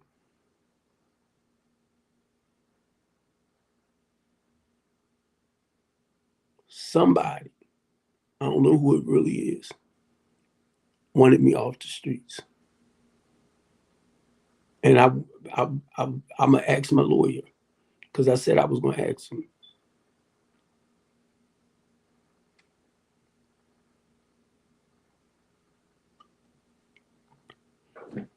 I ain't no threat to nobody. Keep doing what you're doing. Keep doing what you're doing.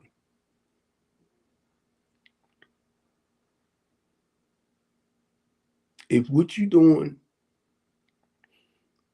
is to hurt the people, keep doing what you're doing. What God had me doing is embracing the people. Then I got to do what I got to do. And you got to do what you got to do. That's the good and evil.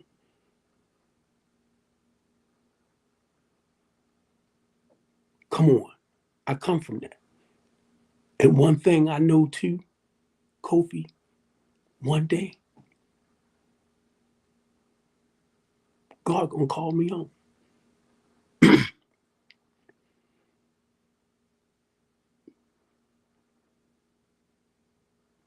When he ready, he gonna call me. Do a lot of y'all realize that's why I do what I do? Do I like it? Not a lot.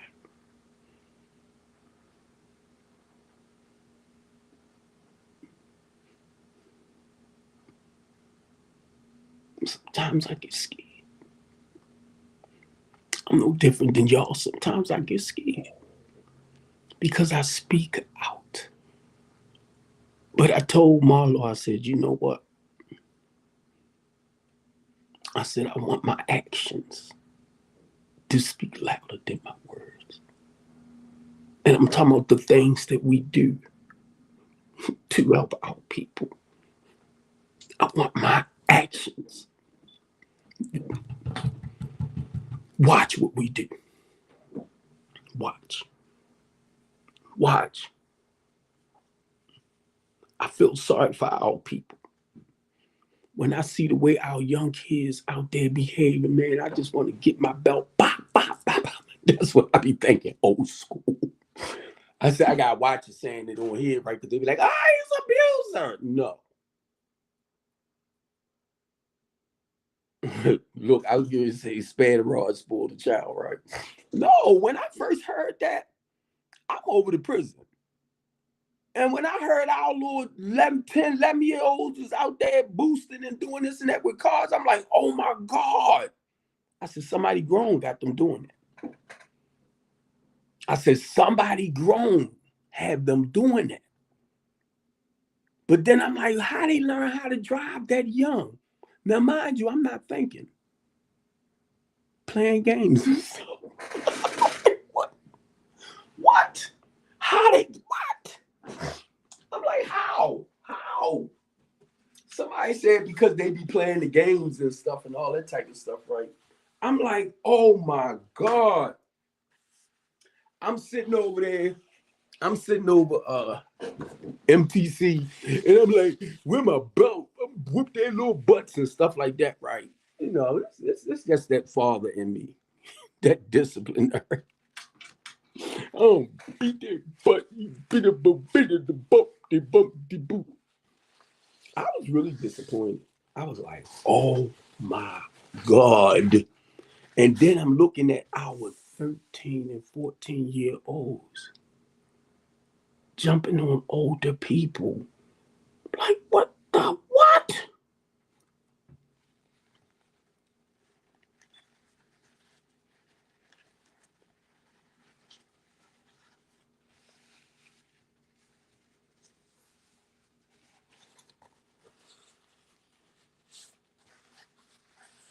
And see, where my thinking take me, right?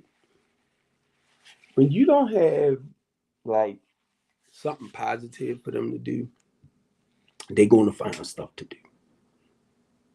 And I say it all the time because I had to look at me when I was coming up. I did dancing and all of that. I remember we used to run around and jump like a gazelle, gymnastic and all that type of stuff that we had in the recreation center, theater, music, art, all of that. So the goal is to put them programs, to try to put some programs back in for the children that don't know where they're located at in their community. Now, I didn't understand this until my friend Chip said it. If you live on one side of the street, but you're going on that side of the street, you walking into somebody else's territory. So they don't know you. A lot of times they was taking people out. And what got me when he said that, because he was telling this girl to tell her son don't go over there, because he was down in this part of the city, just block, like a block away. Because if they don't know him, he's an outsider. They might take him down. I was like, what? Yep. Yep. So basically, you gotta be careful. Now I'm a truck driver, and I'll pop up just about anywhere, right? I'm like, wow, I know, just to go into a corner store. But see, I have a tendency to, hey man, how you doing? Hey, what's up, nephew? How y'all doing out here?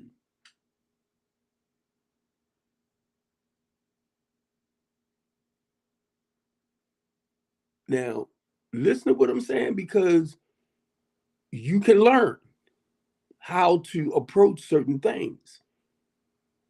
And sometimes when people feel you, if they want to do something, treacherous or dangerous, like rob you or whatever, if they feel you in a sense, they'll back up. They won't do certain things because you have to break whatever. You don't never know what they're thinking about.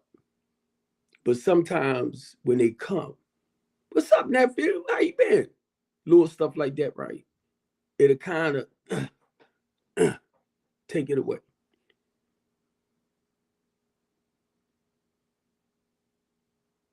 It could be five or six of them, but you have to say something sometimes. Like, hey, how y'all doing? How y'all feel? What's up? What's up, man? Just to break that momentum or that whatever they might, some of them. And I'm not saying, I just thank God, just so far, today, nobody came for me. Thank you. Because I might not take you serious. And that's one of my biggest fears. Will you come at me and I might not take you serious, so you might just go ahead and take me down. Because I might say, man, you better cut that out. Because I'll do something, in that sense. I don't know. And that's why I always thank God that certain things he didn't allow to happen to me. Because I might not be quick to give up. And I think, and be honest, I'll try to be careful because I will go into a filling station. I might get out the car to go into a market or something or into a restaurant, and I don't know who might be right there. But if I feel something different, then I'm going to respond. Not in a, no. And then I'm older. So a lot of times, right, when I go certain places, you got to buff it up. I'm 6'1". So you got to, and see, sometimes it's just the way you carry it. They be like, nah. OG like, what's up, man? Y'all all right? Because they can feel, they know. I'm telling you, a lot of them know the way you approach things. Oh, that's OG. He retired. And you got a lot of them. Don't even get free. I retired. I don't care about you retired. You got any money on you? Nope, I don't carry money. No.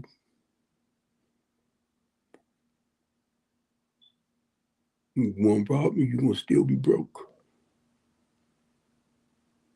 Because it don't carry money.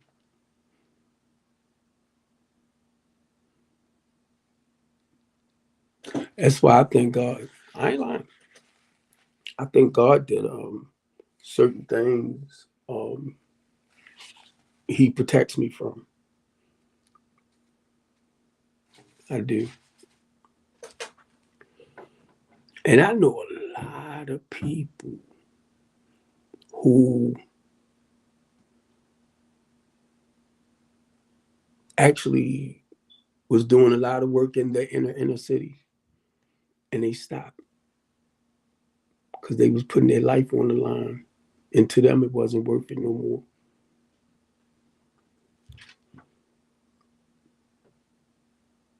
You can't blame them. And I said it a few times myself. I'm like, I'm getting hard. I don't know. God, do you still want me to do this? Do you still want me to go out in the vineyard?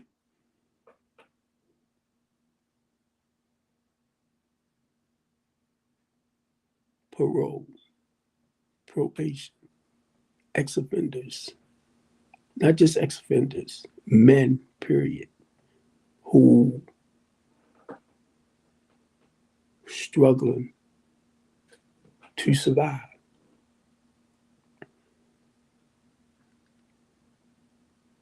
You got family members that you might not want in your house because they need, some type of help.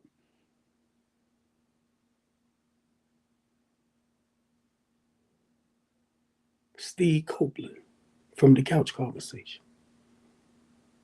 Look on my information. Have him reach out to me. I'll talk with him. Marla will talk with him.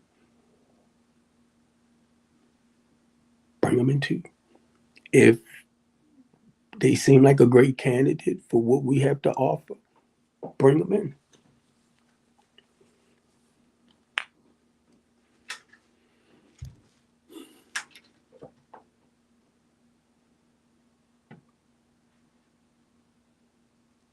I got an office space right there.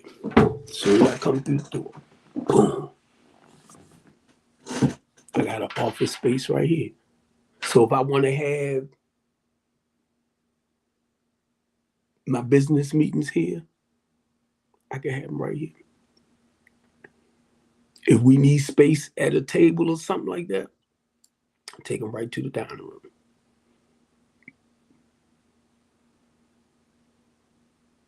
But the goal is, this is home.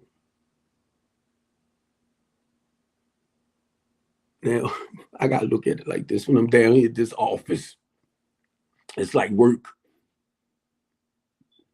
So Marlo was like, Steve, you can set up everything right here. I'm like, yep. They can come right down the steps, straight through there, right in the office. So when y'all hear me say stuff like, and please support us, y'all. Please support us. Because a lot of the guys that's going to come in, they are not going to have money to actually buy personal stuff and, things like that. So we're going to help provide like the clothing and all of that as much as we can through donations for people that will donate to us for the men.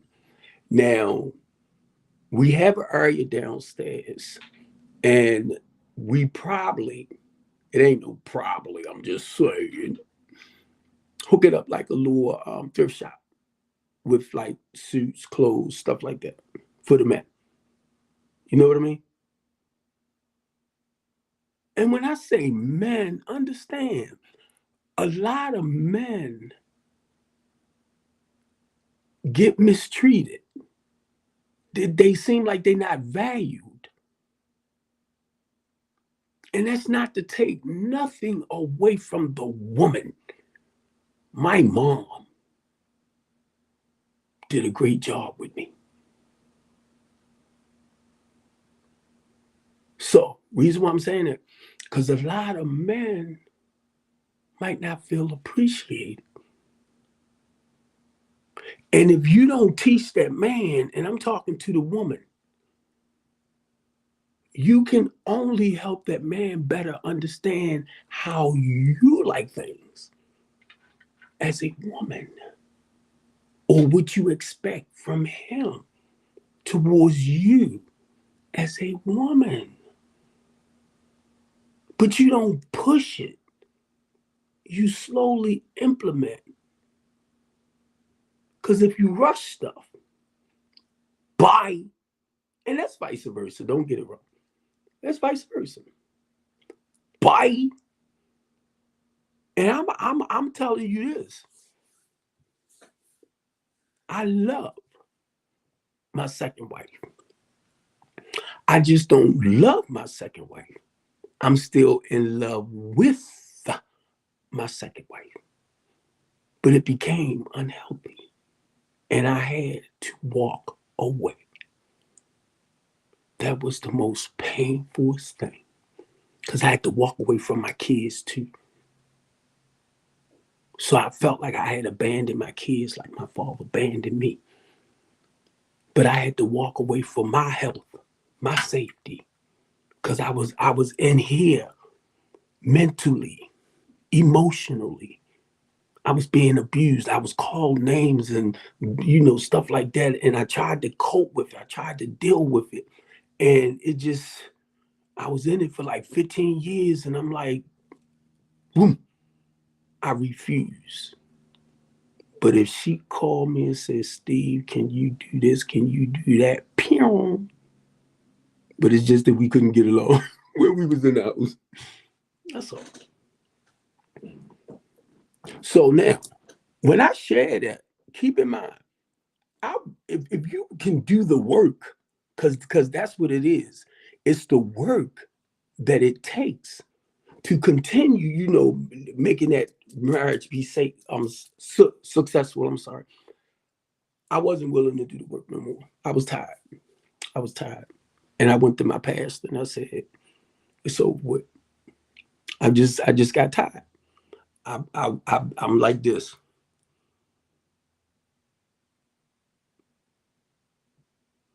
But now I picked with her right. I hope her boyfriend ain't looking. Cause I was like, for her birthday, right? We playing. And she was like, twerk for me. I'm like, shit in the car, right? My kids bust out laughing. Cause I'm like, yeah, look. But now why we couldn't, I mean, after a while, being married, we can laugh today and kid and joke about stuff. Mainly when it comes to the children, we don't play. We don't play when it comes to our kids. It's about the kids. But when it came to us, because she was the type of person like this, she took care of her family, her brothers, her sisters, and all that. My mother taught me. So I took care of my family. 3 of them younger than me, 3 of them older than me. So I was the more responsible one. So because we both had that real strong personality, and I'm going to say king and queen mentality, she used to doing this, I'm used to doing this, and it was kind of hard for her to be submissive to her husband. Not in the wrong way. Don't get it wrong. It was more like, because she's so used to being independent and all that too. So I began to understand and I began to see that. But sometimes in a relationship, somebody got to bend.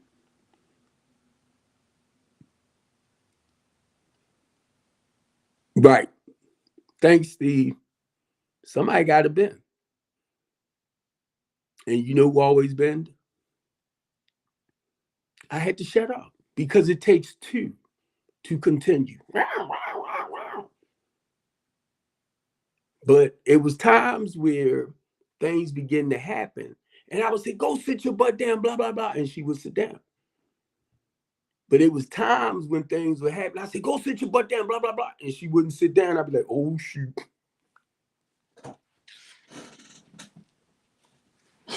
I'm like, uh-oh. She mad about something. What did I do? Well, see, in 2000 BC, I'm like, we wasn't together back then. When you, I'm like, Steve. I'm like, oh shit, you in trouble. But that was, I'm telling you. See, a lot of men will do that too. So please don't get it wrong. I'm not talking one sided. But when that shit used to happen, I mean, like, uh-oh, your ass in trouble. Mainly when she been on the phone with her girlfriends, her cousin, or whatever that was going on with everybody else became our problem. I said, leave that top down. Don't bring that over here. Like, uh-oh. Help. Hey, Steve. Help. God help me.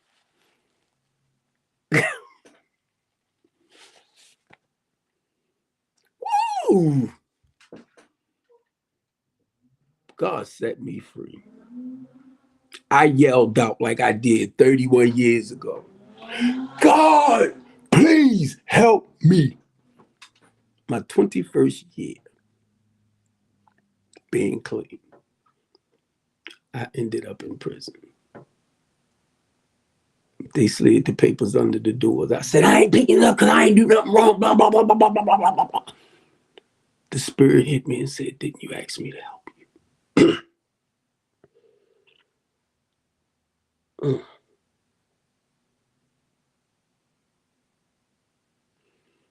I used that protection order because I was scared if I violated it, I would have went to prison. I asked the judge, I said, Your Honor, can you extend this thing indefinitely? She said, Mr. Copeland, that's your home. You don't want to go back to your home? I'm like, no. If you knew the hell I've been putting up with for 15 years now, I couldn't tell her that. She said, okay, I'll extend it for a year.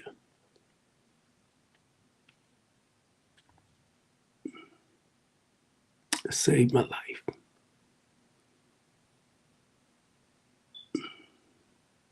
Saved my life.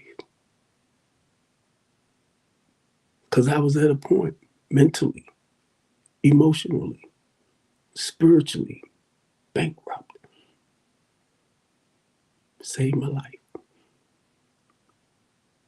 I went through withdrawals from the human being. I'm shaking like this. I was detaching. Listen to what I'm saying. Listen, I was detached. I'm laying there and I'm balled up. I was detaching from my life. I've never went through that. Even when I was using, I was detached.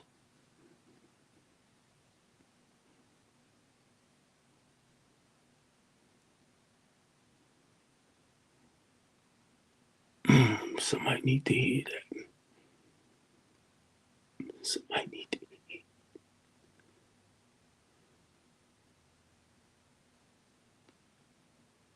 I was beginning to have the best sleep.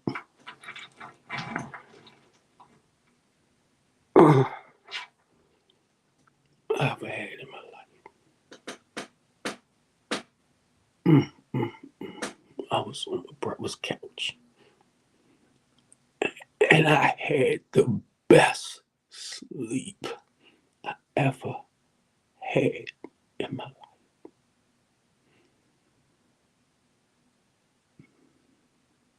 But I'm detached.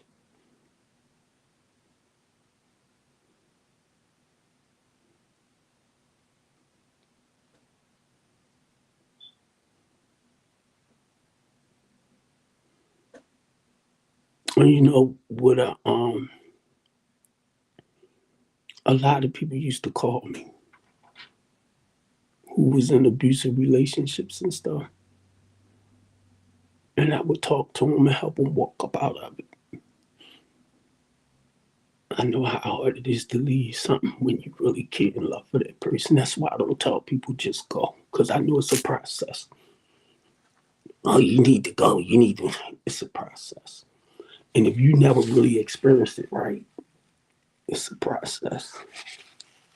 I did not know that men get abused. I didn't know the mental and emotional stuff. I did not know. And it was my therapist that told me that. He said, you in an abusive marriage, not the physical part, but the emotional and the mental and all of that. He said, that's worse because, you know, that stuff kind of stick with you. I'm only sharing this, y'all, because somebody else.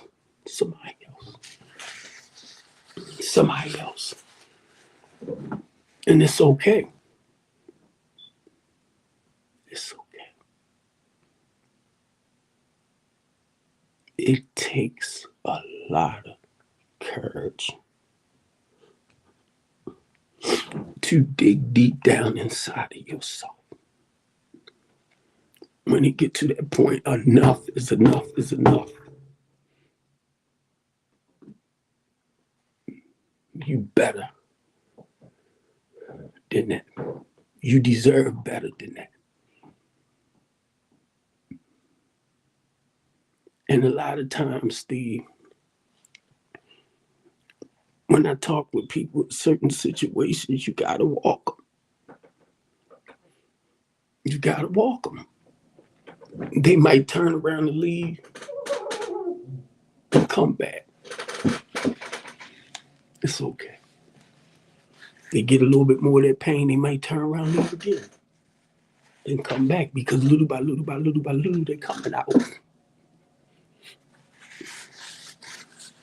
Talking about me and whoever else. And then it got to the point, right? I stayed away.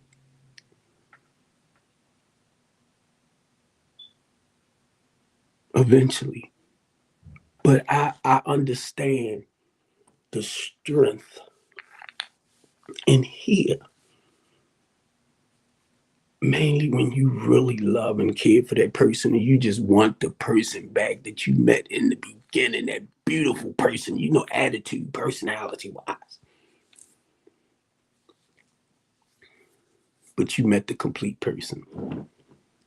And for some people, they can stick in there. Some of us, bite. My peace mean more to me than anything. My relationship with the Holy Spirit.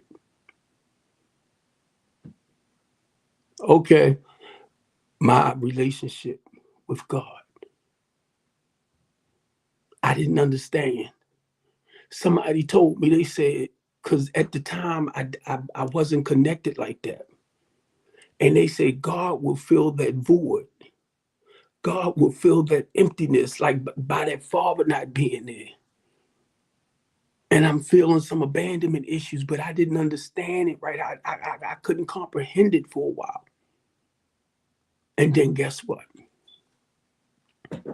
I began to feel the comfort of the Holy Spirit. I began to feel, it was like the Spirit was beginning to fill the voids.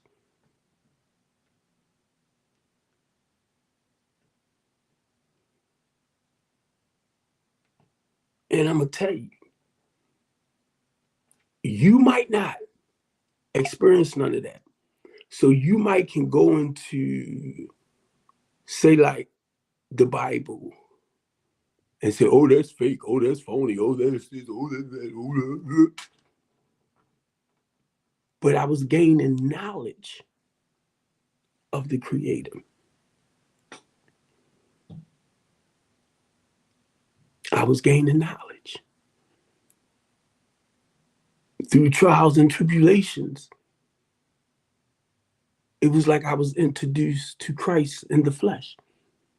I watch it, how the spoken word, which became the written word, had become the living, breathing word. I'm like, what? So that relationship with the Son began to grow.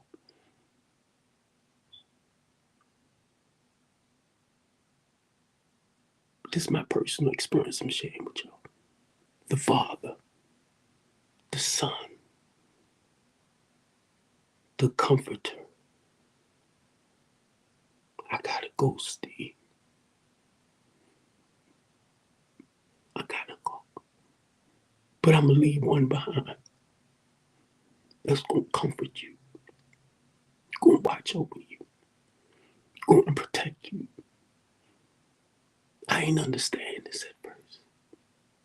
I didn't understand.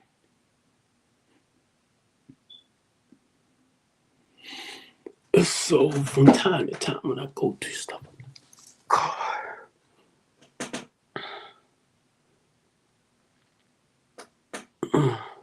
comfort me. Cover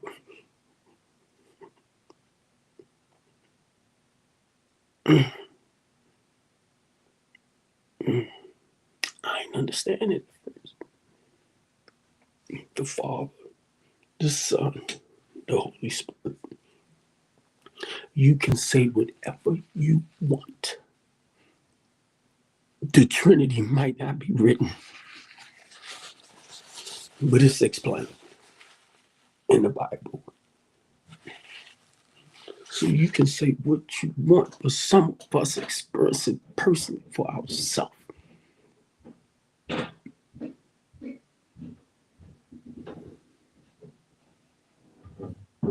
And I do my best, being the best man that I possibly can be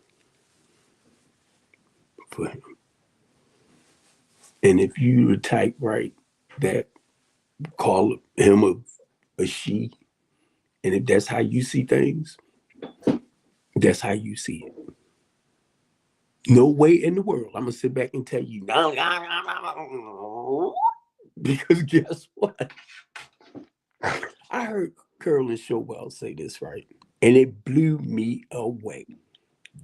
She said, God can say no at one time in all different languages.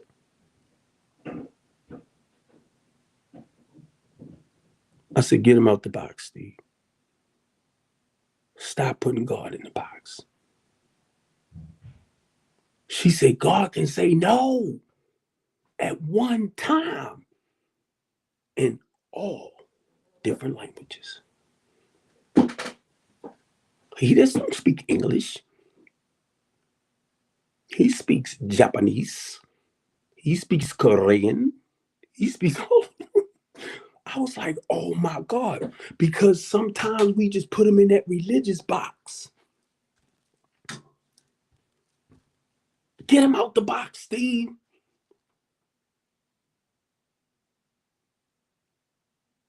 Because I read scripture, the Holy Bible, and it tells me the only way to get to the Father is through the Son. But everybody don't read the Bible like that. But that don't mean God don't deal with them. I begin to see that type of stuff. I'm like, what? And guess what? For the longest time, I didn't want to share stuff like this because I don't never want no person that's into the religious side of everything, and you believe the Bible and scripture step by step, I don't want to take it from you. I don't want to add them to it. But I just started saying something different. I started growing in another area. So what it did, it started showing me the difference between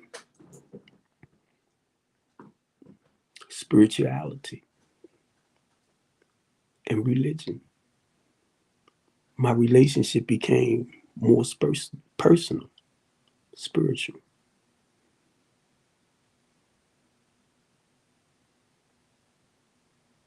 It became more spiritual than religious. Sometimes, and I'm only sharing with y'all what I do, I might look up stuff, right, that Paul might have said, and I'll do research on it. Well, what did God actually say about certain things? Or what did Jesus actually say? I'm just telling you, that's where I go about certain things. Because we already know what Paul said, Mark said, Luke said, John said. But what did Jesus say, or how God proceeded? And it will kind of tell you in a way that, okay, the way they written certain things, but God might have not have meant it to that degree. And that's why a lot of times pastors will take stuff, where that word at? He will take stuff out. They will take some stuff out of content. I think, was that the word I was trying to use? And I love the way my pastor breaks it down. And he teaches, so he makes it simple and plain. And I love it. A friend of mine told me, co-worker, he said, come to my church. Because I was at Brown's Memorial for like 5 years. I used to walk on water and everything. At least I thought. I was a real religious man. So I listened to Malachi and I got lost. Because Malachi was speaking that a woman cannot have a baby without a man. Wait a minute. Oh, Mary said, how can I be pregnant? I never slept with a man. He right. Once you unalive, you're unalive, but Lazarus came back. So I started focusing on this. And I got away from just believing the word for what it says. And for 3 years, I was without a church home. And my friend told me about Bishop. He said, come to my church. My pastor teach. He ain't say it like that. My pastor teach. He don't preach. And when I walked through that door, it was like I was walking through the rooms of NA. He was talking so plain, so simple. It's like, bam. And the Holy Spirit hit me and said, you home. Same way, 31 years ago, when I went to Narcotics Anonymous, the Holy Spirit hit me and said, you're home.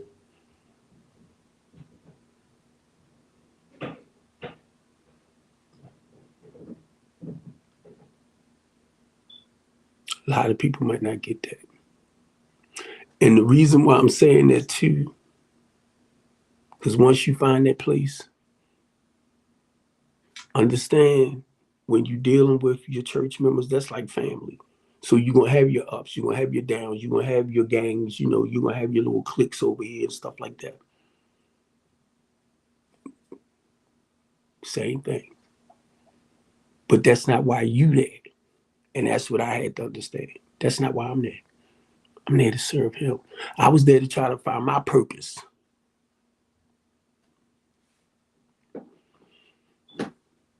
Somebody need to hear this. I don't know who it is. but somebody did. My thing is to continue growing in my calling, continue praising Him. What you need me to do today, Lord?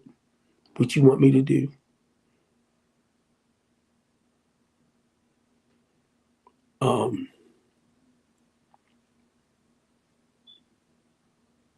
I didn't been called so many names.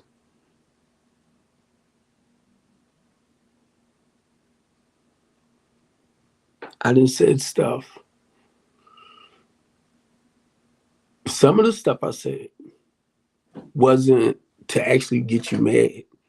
It was for you to do the opposite of whatever I say, as far as showing that you are a better person than anything or anybody. You are a better person than what anybody can say out their mouth.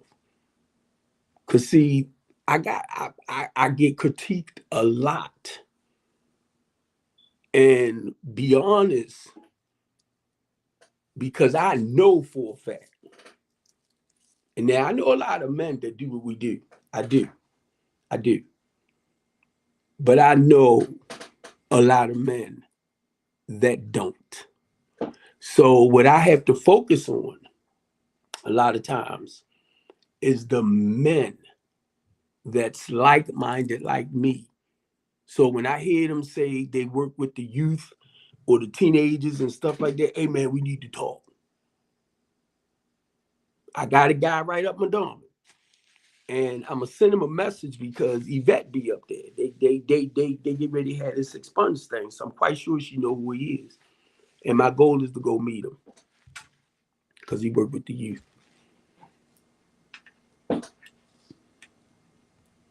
And I'll talk to him about the Teen Talk Show. Because this is stuff that I want us to start. I'll start mine here. If he want to do something where he at, we can still do it.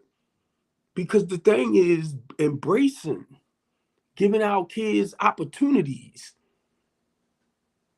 Y'all might say stuff like, oh, they ain't gonna never change, they bad, they this, they that, blah, blah, blah, blah, blah. We was like that too. We changed. Don't be so quick to give up on them.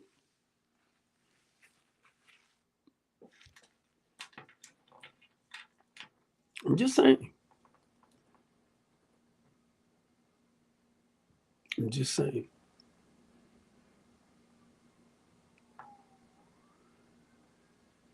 Don't be so quick.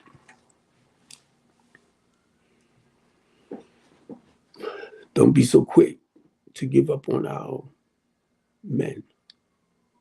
If you know you have, brothers out there, sisters too, but you have brothers out there that actually need help, and I can only say for Baltimore City right now, on TikTok, y'all see who I am. The name of the business is Strengthening the Community. The Latanya D. Copeland House of Hope. That's my LLC. I became a part of the FACE organization, which is Freedom Advocacy. Let me back it up. Advocates celebrating ex-offenders. So the goal is to help our men who either coming out of prison or out of prison, but they might not have nowhere to actually go or to help restructure their life. We got them. They can come in. They don't have to have anything. Our goal. If they need medical assistance, we're going to make sure they get that because we got to get it because they got to pay, That's how you pay for your stay. They pay. Medical assistance. You might need your IDs.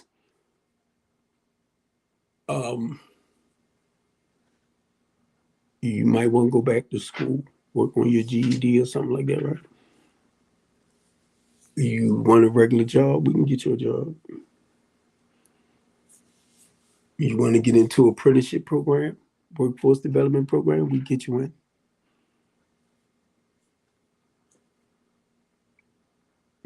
We received a phone call, and mind you, we got a facility that facilitates 40 to 50 men. Then we got coming in, we got a phone call. Marlo was sharing this with me, where they want to implement transitional housing. So guess what? Because I work with women and children too, and I was getting to say prayerfully, we can find, I mean, it's to bring the women in. You get me? But I'll see how it's set up. And then we'll talk about like how many women, how many kids. Now, normally with me, a woman and 2 children. So we'll talk because it might be a woman with 3 or 4. So we'll talk.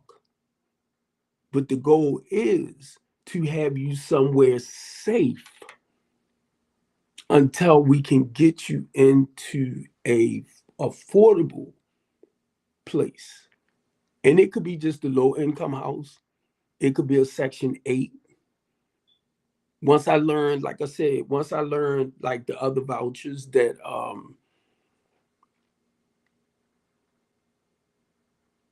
HUD has,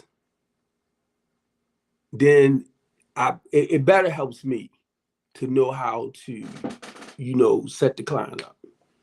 That's all. But we're going to need funding because a lot of people won't come in and they ain't going to have money.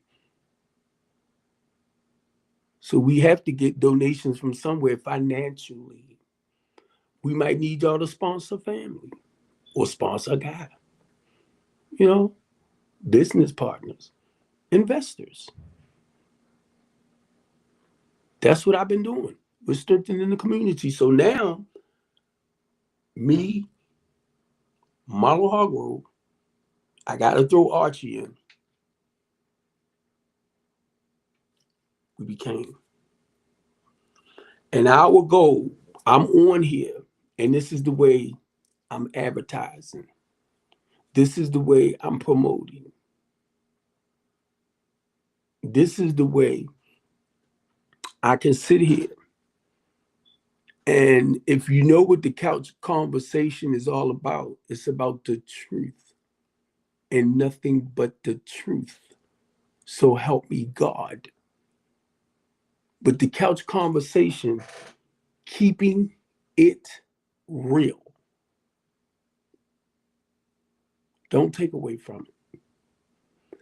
Keeping it real.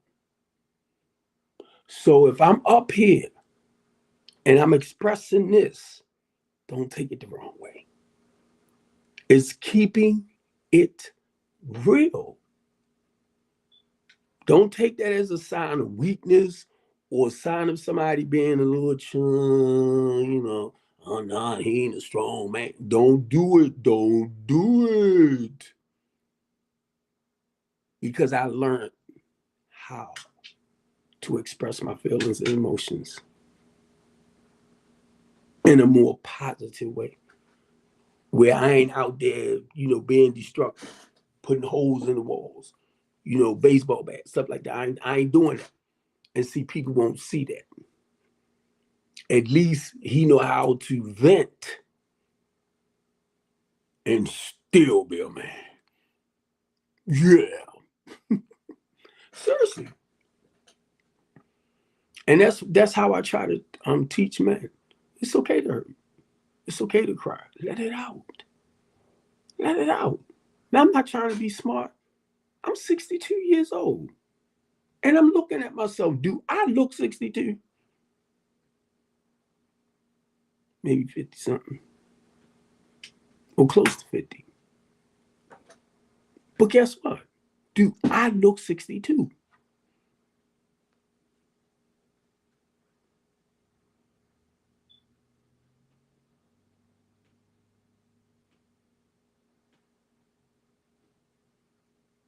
He don't act it. He don't act it. I just try to have fun, enjoy. Because sometimes I'm in that space, right? Where I might want to do the woe is me. But when I go there, get up out of there. Get up out that woe is me space. Woo, why this happened? Why that happened? Get out. And it takes work for some of us that deals with depression. Some of us deals with bipolar, schizophrenic, all that type of stuff. That's why I will suggest to anybody, if I know you have certain lower issues and stuff like that, mental health issues, go talk with your counselor, therapist, psychiatrist. Get on the medication that they prescribe for you. Now, if they give you medication, hey Bill, if they give you medication and that medication is like it's not making you feel right, they need to adjust it. That's all I'm trying to say. You have to let them know. You gotta let them know. And see what I'm beginning to understand because I have the house.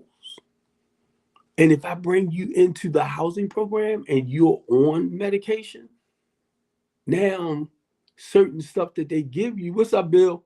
Certain stuff that they give you can be a drug. So I would have to get somebody to monitor you, to give you that. That's what I went through with one of the clients, where the therapist didn't want to write the prescription for them because it was a and I watched that word. I just thought about it. They ain't flagged me yet, but I got to watch that word. It it was a drowsy, and she told me that's the only reason why she didn't describe it because she didn't want that person to abuse it. And that's what helped me to understand when you're doing what I do, that you have to have somebody to monitor them, certain ones. So it's a guy that I'm talking to where we looking at doing assisted living programs. And I would hire your company because this is my business with the transitional. So I will hire your company to come in and do the work with them.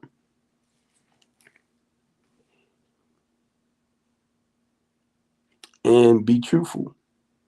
Now, because we had the building, um, basically everything can be done out of there.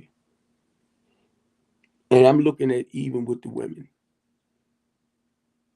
with seeing like the counselor, the therapist, the PRP. The PRP will come to them and see. With me, I'm gonna be in the background. So say like any little issues they have, and I find out, I will talk to the necessary people to make sure they're doing their jobs. Because that's what I was doing anyway. But this time, thank you God, it's all lined up. So once again, I'm only sharing this to basically advertise for what we are doing, promoting what we are doing. Now, Christina Flowers was somewhere where she was dealing with some people out on the streets. Now, my thing is, I don't mind, and I wanted to tell her, I don't mind them coming in, but they have to follow the protocol. They have to follow the program. So I'm looking at this person, and then I have to think about their mental state. Because some people will never function. normal on their own again. So that's the whole point of me and this guy talking about, and we want to implement the name of a business where, this is what we're going to do. So, I'm kind of skipping words in a way. Yep. I'm telling you, God got it right there. It's there. I see it. I'm telling you, when he closed that door, I seen that it was like when I was leaving my friend program, it was like that door was shut. And I'm going to say this again because I'm looking at the time. I was shaking like this, but I can see the light. It was like I seen the light in front of me. Like the door was open. The door, the window, whatever. Look, I was going to say the cage, and I could see it. And I'm like, I'm shaking because I know I'm walking into that new journey, mission. And I'm shaking because I'm nervous. And I'm like, wow. And I'm only sharing it with y'all again, right? Because a lot of us see stuff. Right? Where because it's spiritual, and a lot of us see stuff, right? And that was amazing to me.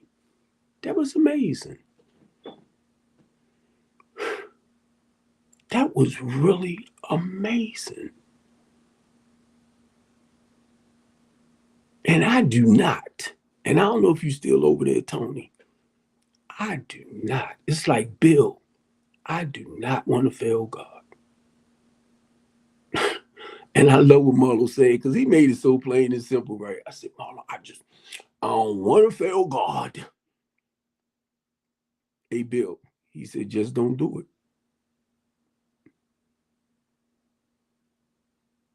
That's simple. So it's to make sure everything basically we do is what he's calling us to do. So now that I have not just one, because Marlo, I've been knowing him from the church itself for like 22 years. And he's been doing this for 22 years. I've been doing mine for maybe 5. I know Bill, first thing he said too, be humble.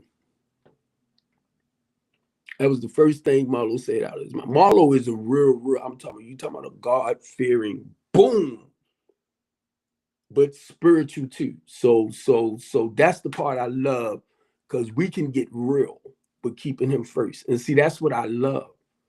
I love the realness of a like-minded person, somebody, because we right there. So first thing he said, just be humble. And when he said that, it was like, no problem. Because and see with that too, Bill and Steve, it was to get out of the way, Steve Copeland. Because I can step in my own way.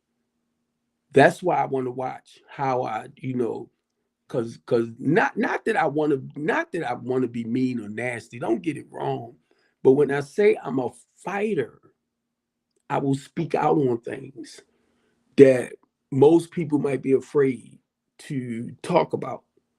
I just don't want to call people names because at one point I will call you out. Well, didn't I, Steve? I ain't had no problem calling you out. But I don't want to call you out in a negative way. Even though I understand my First Amendment right, even though I might speak on things, I'm learning it's not to insult you because that's where the problem coming in. When people calling your name and they offending your character on social media and stuff like that. Did I say offending? They're offending you. Okay, you get me? Bashing you. So I just been praying, and somebody said, get in the mirror and say this and say that, and just to be more.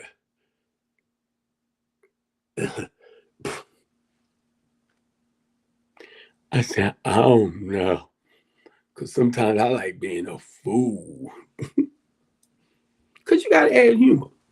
So that's why I just want to make it clear that the goal is, and I really, because I started seeing it, and now that people was telling me stuff like, man, your behavior was scaring people. The way you was coming, you were like running people away.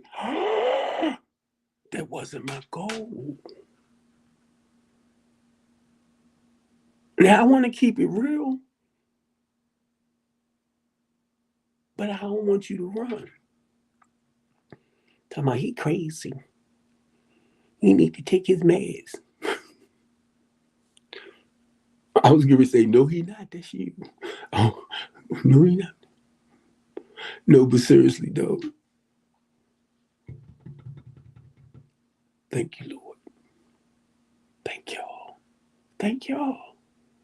Thank y'all. I just want to be a better man. Like when it comes to serving out in the community.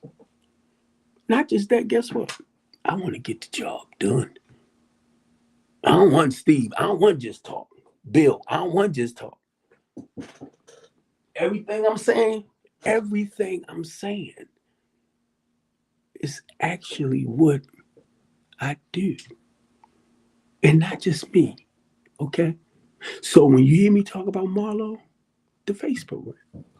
If you hear me talk about Charm City, that's what Baltimore is called, Charm City Community and Supportive Housing. This is another business or organization that's working with us. So I'm gathering and promoting more information. If y'all hear me talk about Plus Jones Construction, he comes to me. If y'all hear me talk about the $200 million project right there in the Bel Air Road and North Avenue, and I think that's St. Clair right there, right? That's their project. 9 times out of 10, the filling station on the corner, because they putting one right there, will end up being closed down. They putting a filling station right there. They putting a little convenience store right there. They putting some apartments right there. They want to make them affordable. Then they're going to have their workshop development program there. It's like a school because you have to be trained before you go and learn the heavy duty equipment work. He pops through. You already know. My man Henry. Harry. I'm sorry. I wanted to call Bishop. Hey, you still want to do such and such and such? Come on, let's sit down. Just about everybody that I talk to, that when that time comes,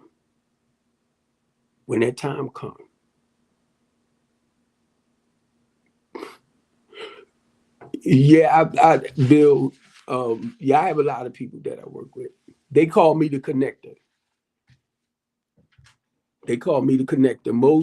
Most people that basically know, they be like, "Oh yeah, Steve, you know how to connect people." Now, I'm not trying to rush Bill. Like, I'm trying to take my time because it's him, and I want to make sure we line it up right. And before I do certain things, I have to share it with TJ. I'm just talking, bro. I'm sorry. I'm just talking, and I'm talking more about. We can talk about that too. Um, I touched on a little bit, TJ, but yeah, we can talk. You better stay around because what I'm gonna do. What's the day? Monday. not on Mondays. Mondays at 4. It's 4 now. But Mondays, I'm going to be talking about like the prison and just in general, stuff like that. All right. Now, on Wednesday, I just haven't decided yet. So that's why I need you to stick with me. I want to do either Wednesday, I'm gonna do uh wait a minute, Bill. I'm sorry, y'all. On Wednesdays, I want to do religion versus spirituality. Then on Fridays, I want to do the 12-step spiritual program. So I might be talking a little bit about, being powerless and all that type of stuff, just to help people because it's spiritual. All right, which one, Steve? Because be honest with y'all, I do a lot. I do a lot. That's why I tell people you have to basically, if you Google me, it'll tell you some of the things that I do where I won't have to keep explaining myself. But what is Steve? What's up, bro? That's my man right there. Hey, Bill. Steve, Steve had me on his show, right? And Steve called me the most controversial man in Baltimore City. And in my mind, right, when he said it, I said, and loving it. But no, Steve, the reason, I mean, what is it, Steve?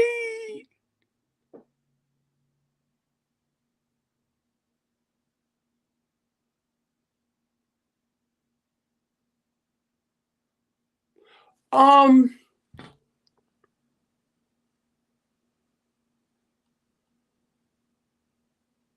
it's spiritual. Now, try to catch what I'm saying. Because, be honest, I didn't really get it. But look, catch what I'm saying. Whoa, come on, bro. I got you, bro. You said since 1988? I got you, bro. But look, I did not know, Steve, that I could be honest. I did not know because I was so used to lying, manipulating, and all that type of stuff. And they told me the first step. You can learn to stop manipulating, lying, and cheating and stuff. But guess what? I didn't understand it at the time. And it was a spiritual thing I felt inside. Right. I know you did. I was hearing stuff like, to thy own self be true. I'm like, what? What is that? But now, mind you, Steve, because you're getting me pumped. I had to, it was like I was beginning to feel inside of myself that I can be honest, I can be real. I don't have to lie to me. So I was beginning to feel it where I started putting positive stuff on there. I was beginning to feel it spiritually. That's why it's a spiritual step. I mean, the program is spiritual, 12 steps. Because guess what, Steve? I'm feeling it now where I don't have to lie. I don't have to manipulate. I don't have to cheat. Because I'm starting to feel it and hear it. What woman? Because look, TJ. Now understand, even though I was learning to live by some good qualities now, but I'm beginning to feel inside in those areas where I was used to telling lies, TJ, I can start telling the truth. Now watch this. I'm gonna show you because you said something about the woman. Now, I was beginning to have faith back in me.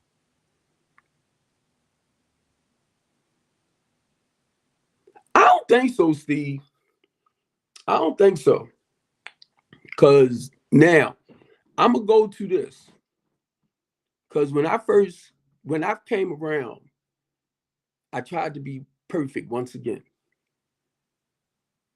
A lot of the stuff that I used to do, I didn't want to do. But what I learned, Steve, and I'm going to try to bring it where I'm at. I began, TJ, to practice a lot of the old ways after a while. But I only did that because of the pain inside that I wasn't addressing. So I would run. So I'm just saying this, Steve, because sometimes we will practice old behaviors. But check this out. Don't stay there too long. Don't stay there too long. Don't stay there too long. If you find yourself, and I always try to give an example, TJ. Now I haven't did it in probably over 10 years. But TJ, look. If you normally hear me, Steve, and I'm in the meetings and I'm hurting inside, Steve, TJ, if you hear me, and most of the guys know me, if you hear me talking about one female that I'm caught up with, one female that I'm stuck on, it's normally 5.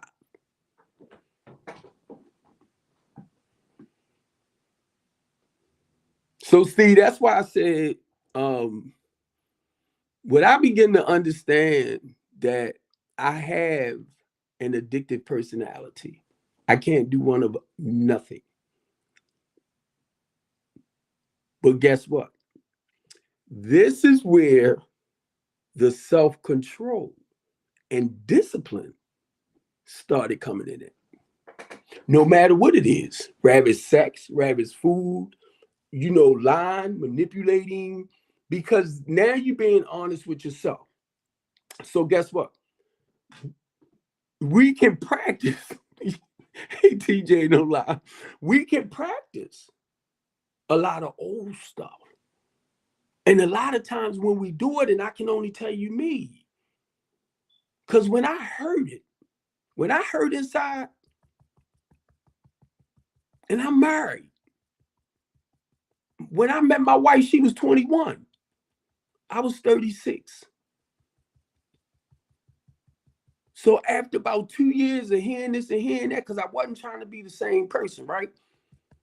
And I got ordained deacon, and she called me a hypocritical beat. Bing! And I went and I started cheating. I said, I'll fix you. But you know what? I ain't fix her. I heard it me. And I try to share that to help people understand, right? The man, I heard it me. When I started cheating, TJ, most of the females I went to cheat with was 21, 19, 22, 25. They was young. Now I was younger now. Don't, I ain't doing it now. But look, I ran back because I was trying to find the person that I met at 21. So I was chasing. TJ, you remember when I said, yeah, stop, TJ, stop. Remember when I said, I prayed to the devil. I wanted 10 females. Now I'm hurting inside. Steve, I'm hurting. I'm hurting inside. I prayed for 10 females. I got to 8. And I'm running. I'm doing this one, I'm doing that one, I'm doing this one, I'm doing that one. If I heard you say that you was caught up, right, and you did like 4 females a day, I had to do 5. You ain't talking about nothing. But now, mind you, Steve, mind you, those are some of the things that we go through in learning from our experiences, where we can go back and we can share those with somebody, but we basically tell them how we was able to work up out of it and stay out of it a day at a time.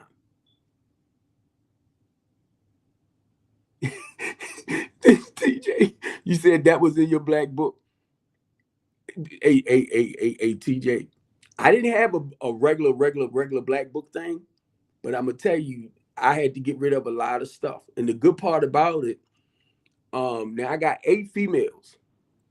So I have to act like this with that one, this with that one, this with that one, this with that one, and I lost me.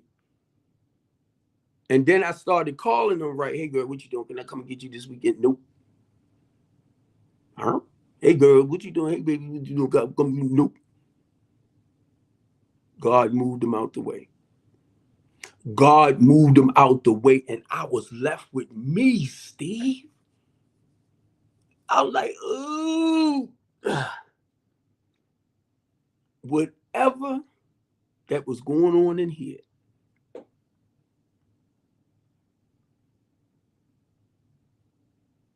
See, TJ, see, because look, I had to, y'all. I had to.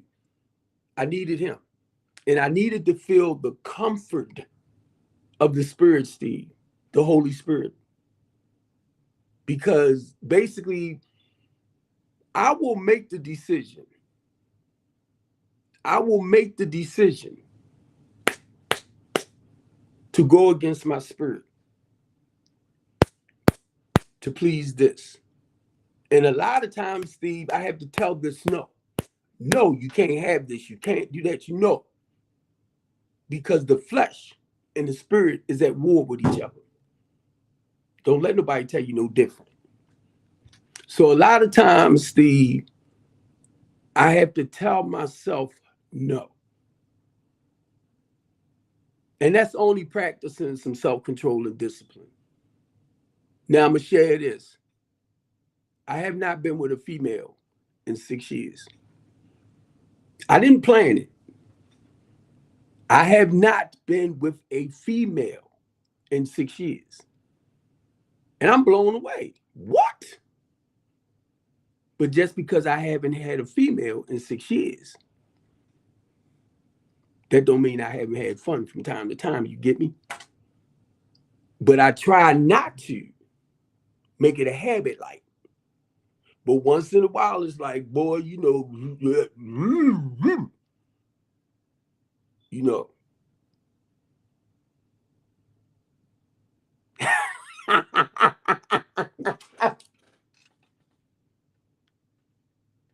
Hey, Bill, I forgot you was on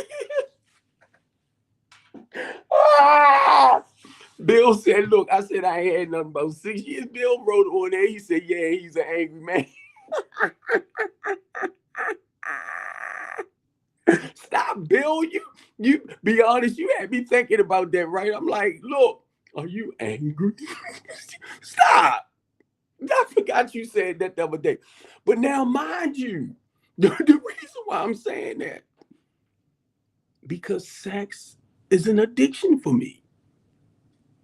And a day at a time, I didn't realize I accumulated like 6 years. I'm like, huh? A certified. I'm like, what happened? And guess what? I ain't mad at all. But because it's just sometimes people say, how can you go that long? I didn't plan it. It's just like one day at a time. And I asked my friend, and she went to Philly. The first time I asked, I said, how long you been up there? It was about 2.5 years. I'm like, girl, you know I ain't had nobody since you left me.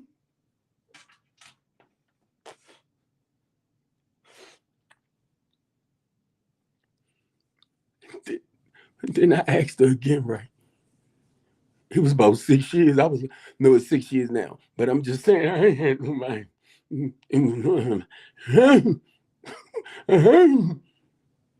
No disrespect, certified. I'm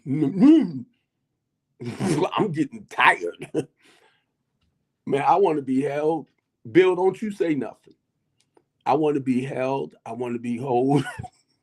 I want to walk in the parks and all that type of stuff.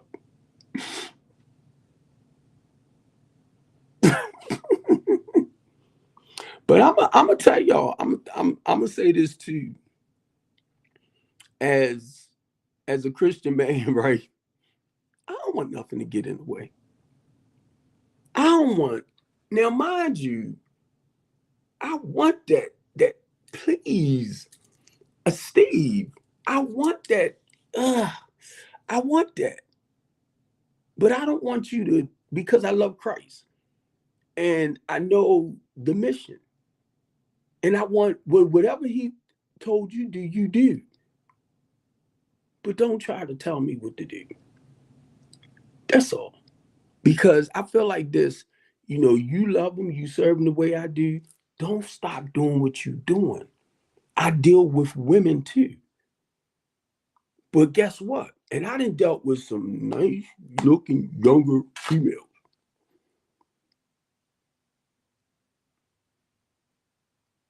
Would you say if you communicate, then well see that's it. Thank you, certified. Thank you. Because I want her to be open-minded and understand. And certified. Matter of fact, I was thinking about you too. I told you I got you locked in.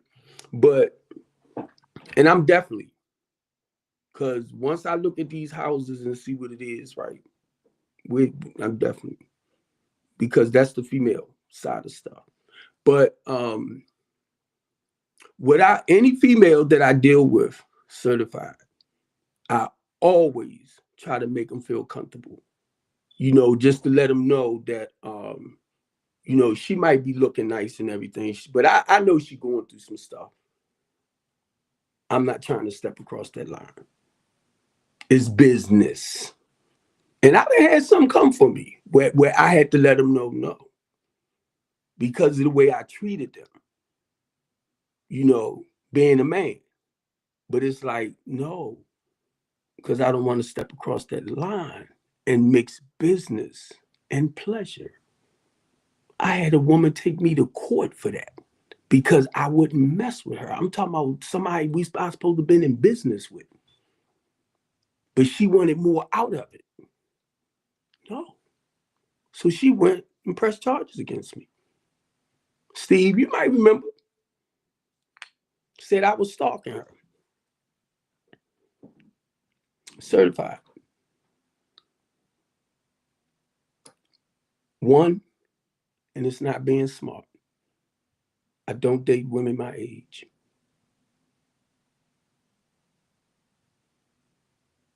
I don't date women my age.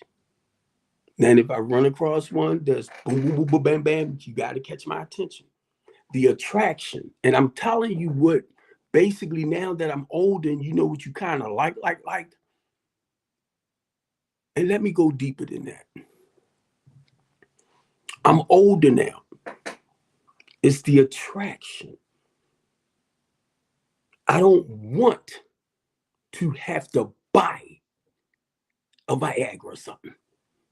So you have to turn me on. Now I'll get one if I gotta get one, right? But I'm just saying. So I'm looking at, the attraction, the physical. And I'm only telling you me. Then the last time I was younger, I was 19. And I had laid with somebody that wore over 200 pounds. And I went to buck her because I wasn't used to being with nobody. And she was like, this is the first time you ever been with a big person? I said, yeah, I'm young. She said, well, get off me. So I was just trying to I got off. And it turned me off. See, I can only tell you about me. So that's why I'm picky with certain things in a female. But it's not to offend you. I can only tell you about state. So anyway, she took me to court. Your Honor, he said he'll date women. Wait a minute.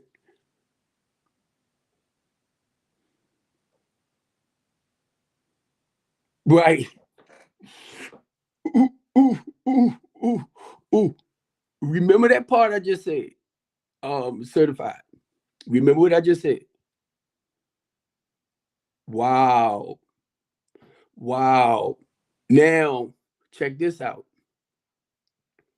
I'm about 190 pounds now, right? Because I used to be bigger. But, you know, let me finish this. Certified. Wait. Certified. She took me to court and she told the judge, Your Honor. Now I'm stalking her. She said, he don't date women over 600 pounds. I said, I did not say that. I'm saying to myself, I did not say that. I said, and he don't date women his age. But he's stalking you. And you tell him, the judge told him, she said, Miss, you're not proving your case. So I was sitting right there. She said, Mr. Copeland, you had something you want to say? I said, no. She told you the truth. So why am I going to stalk her? She threw it out. She threw it out. And then she turned around and went and pressed other charges to take me somewhere else. I'm like, what the? But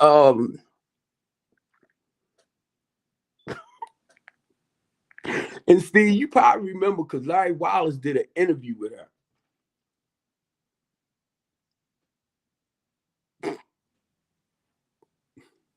I'm telling y'all, I done ran across some great people in this process. I'm telling you. I'm telling you, certified. And it's not, hey Monique, baby, and it's not that.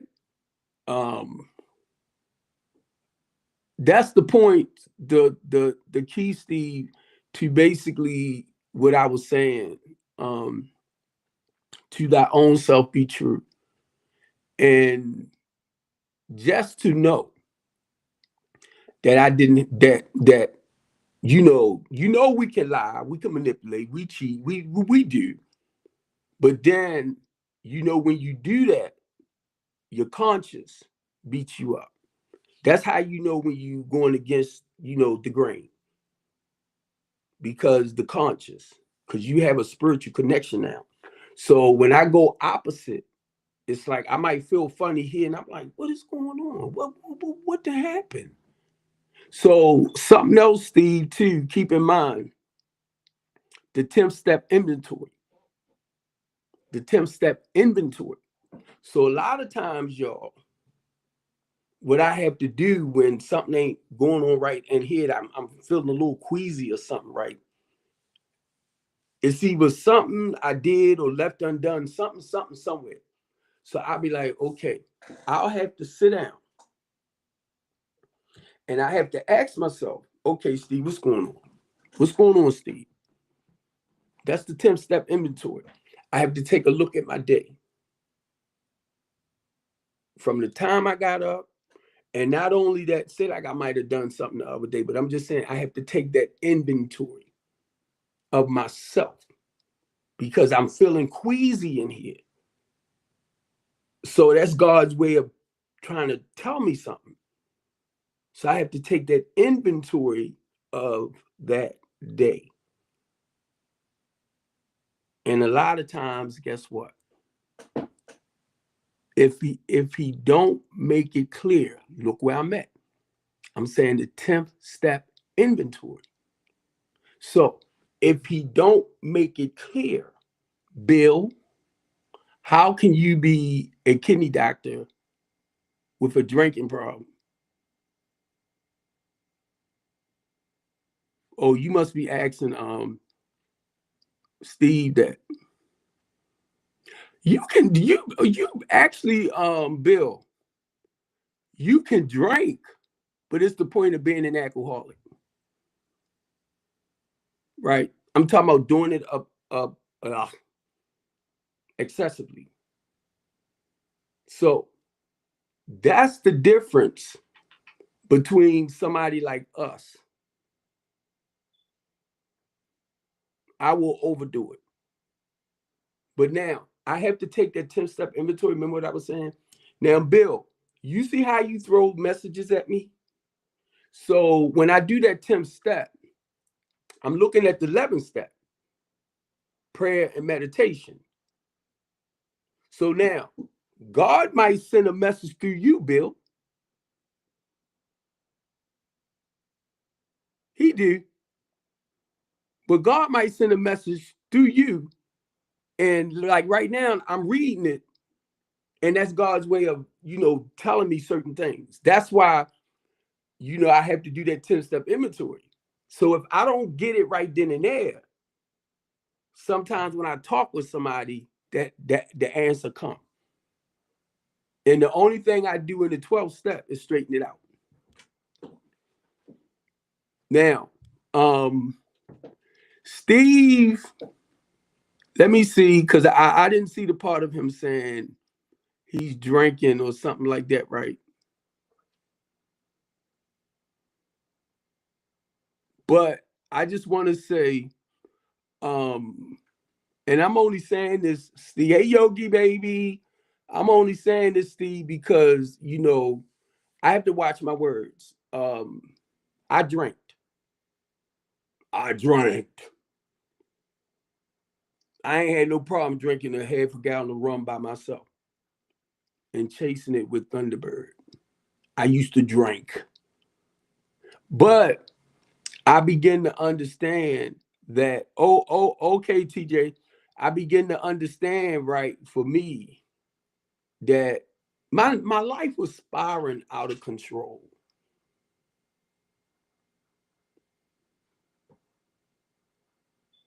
Yeah, some people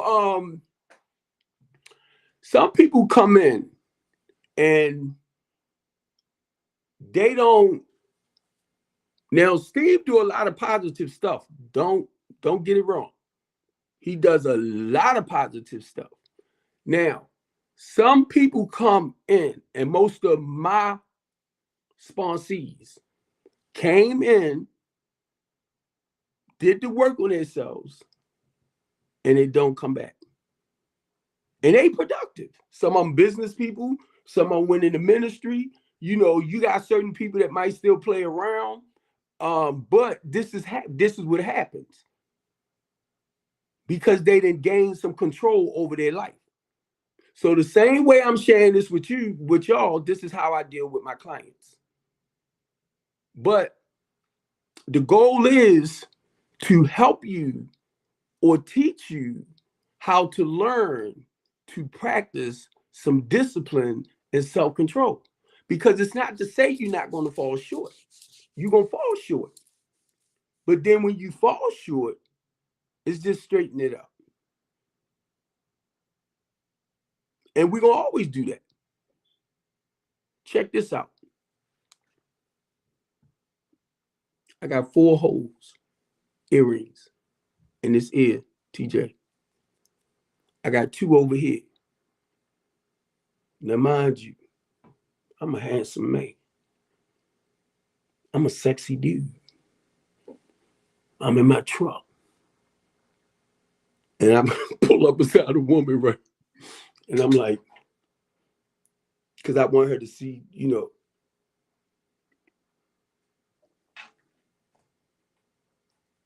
DJ, look, the earring, and I'm over there like this. I gotta watch my language, right? But I told myself, I said, Steve, that's some gay shit. 4 earrings, I'm trying to look cute. And 2 over here. I said, that's some gay shit. But little by little, once I started growing more spiritually, right? I started taking them out. And since you said bling, bling, blings, TJ, I had early on in recovery, right? Once I started getting into certain things, I had the Mr. T starter kit. I had the Mr. T starter kit. I'm telling you. Now, I used to kid and joke a lot, TJ, right? I'm telling you, because of my story, a lot of people in the 12-step program know me. Whenever I die this,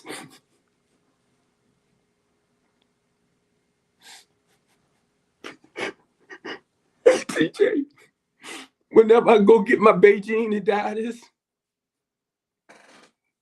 and mind you, I love to dress. And a female always, you look nice, you smell good.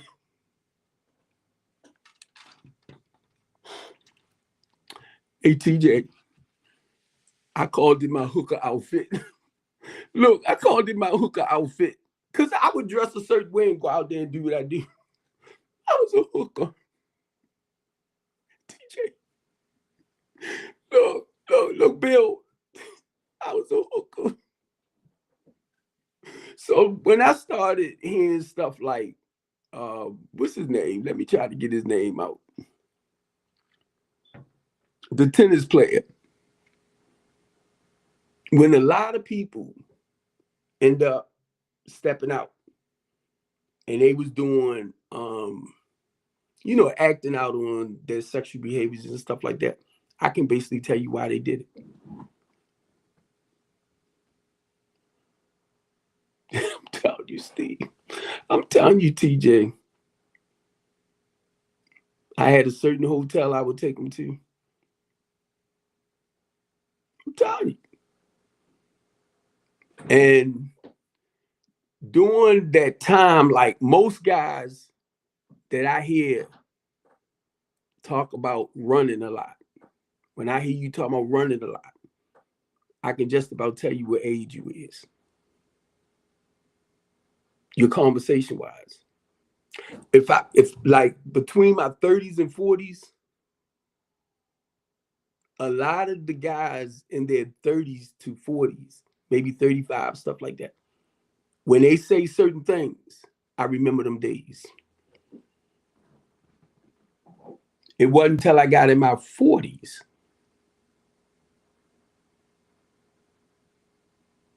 and close to 50.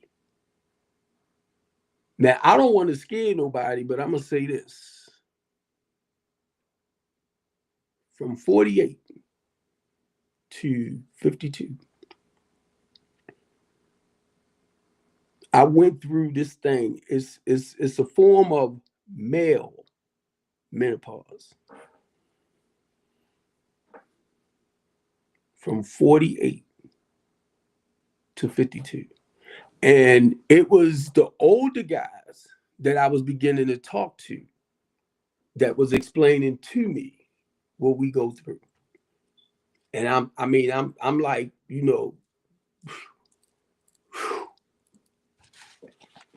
I mean, I can't think of the name of it, but they told me what the name of it was that we go through. And I'm buying this and I'm buying that to do what I do. And nothing coming. Darn. Nothing, nah. I'm like, what's going on? Now, this the stuff, and I'm gonna have to get ready to get off because my iPad is on 10%, and this is on 30%. But anyway, thanks y'all because I didn't mean to be on here this long, TJ and Bill. And I wish I had a certain time, like once I start y'all between 4 and 4:45, Mondays, Wednesdays, Fridays, when I actually start doing it on a regular, because I got to get back to it. I got to get back to scheduling like I used to. So that's why not just the couch conversation, the teen talk show, and not just the teen talk show, the multi-purpose center, or we're going to take the programs into the recreation centers. Now, once again, you have so many kids out there that don't know what some of the programs are at, where they could actually come and embrace their talent. Like some of them might sing, some of them might dance well, some of them might want to be actors. And then I have a guy, and I'm not going to mention his name, but he's up in Yonkers, New York. And he has shows like that. He got about 8 programs that because he's into the entertainment field, his goal, once I get with the people to set it up, come here, make sure we structure it right.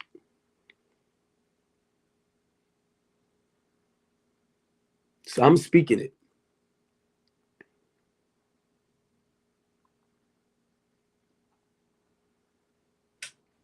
Oh, they letting Whoopi go.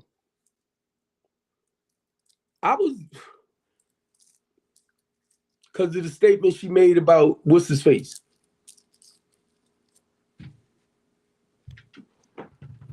I was looking at something where she made, wait a minute. Yeah, they had made a statement towards him. And I looked up some information, y'all, because I'm kind of like getting sick and tired of it. And the only reason why I'm saying I'm getting sick and tired of it because too many people is giving him too much power that he don't really hold. And it's manipulating the people. And it's scaring the people. Because he don't have, and I'm trying to see how can he actually gain control or more power over Congress. And I've been looking up stuff. Yeah. See, I've been looking up stuff, right? Because stop scaring people. And a lot of y'all feeding that, right? Where I'm watching women crying. I'm like, the man ain't protecting us and this and that and blah, blah, blah, blah. I'm blah. That's not true. But that's why I talk about politics.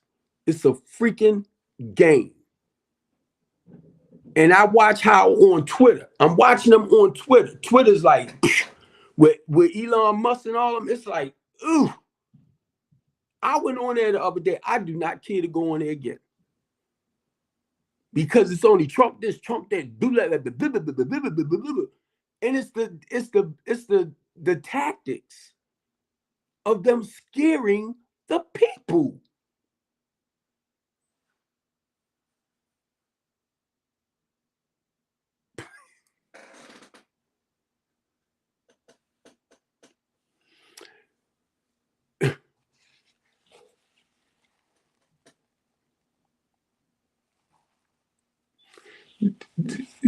TJ, the only power that sucker had is over the military. But guess what? He cannot declare war without Congress. He can't do too much without Congress. But I'm going to tell you what the lady said, Margie. This is what Margie said. Their goal is to be able to get 85% control over Congress. I said, how in the heck they going to do that? Y'all better pay attention. Because you got Congress, and you got the Senate. And be honest with you, the Senate is the one that can let him go. So now, I don't know how he gonna do it. If because a lot of stuff got to be voted in. So if he's not writing policies, he can't write policies. He can't write policies. He can't write laws. He can't do none of that. So y'all need to stop. It's Congress. And then if you know what Congress is made up of, not just Democrats, Republicans too. So they supposed to have our best interests at heart. They represent us. So I'm looking this stuff up, TJ, because I got to get my head clear. Because everybody giving him too much power. I don't like that. He's a man. He's a human being. And why is y'all lifting him up like that? But he has to answer to Congress and the Senate.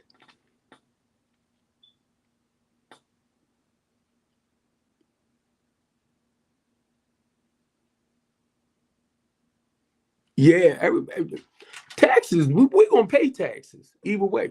Because keep in mind, our tax money,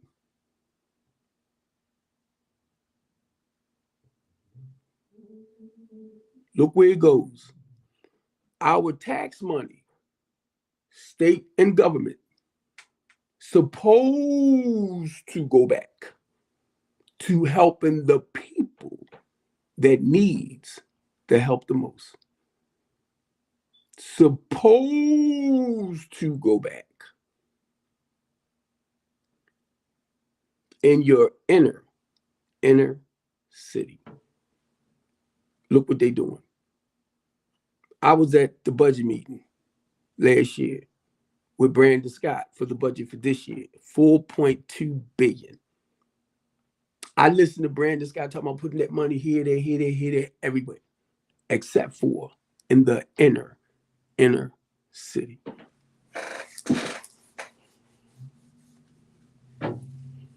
I said, Brandon, me and some people working on doing such and such and such to build back up.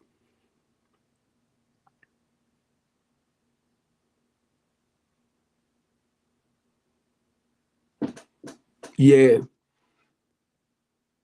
See, and another brother was talking about he works 2 jobs to try to maintain.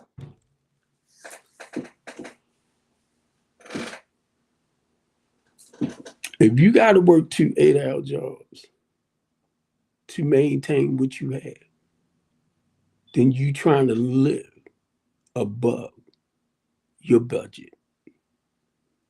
You trying to live a life that you can't afford, that you got to work 2 jobs.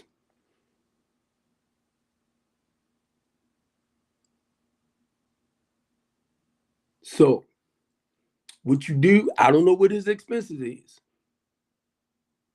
but you got to work 2 jobs. That's 16 hours. So you're not getting your regular rest and stuff like that. What you doing that you got to work?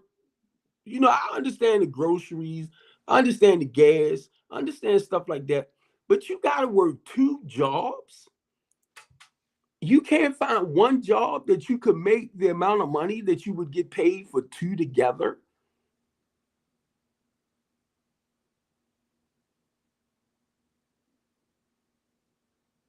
I know you get ready to close out. I know. Low power mode. 3 hours and 29 minutes. So I'm only saying this, y'all, because the economy is going to go up.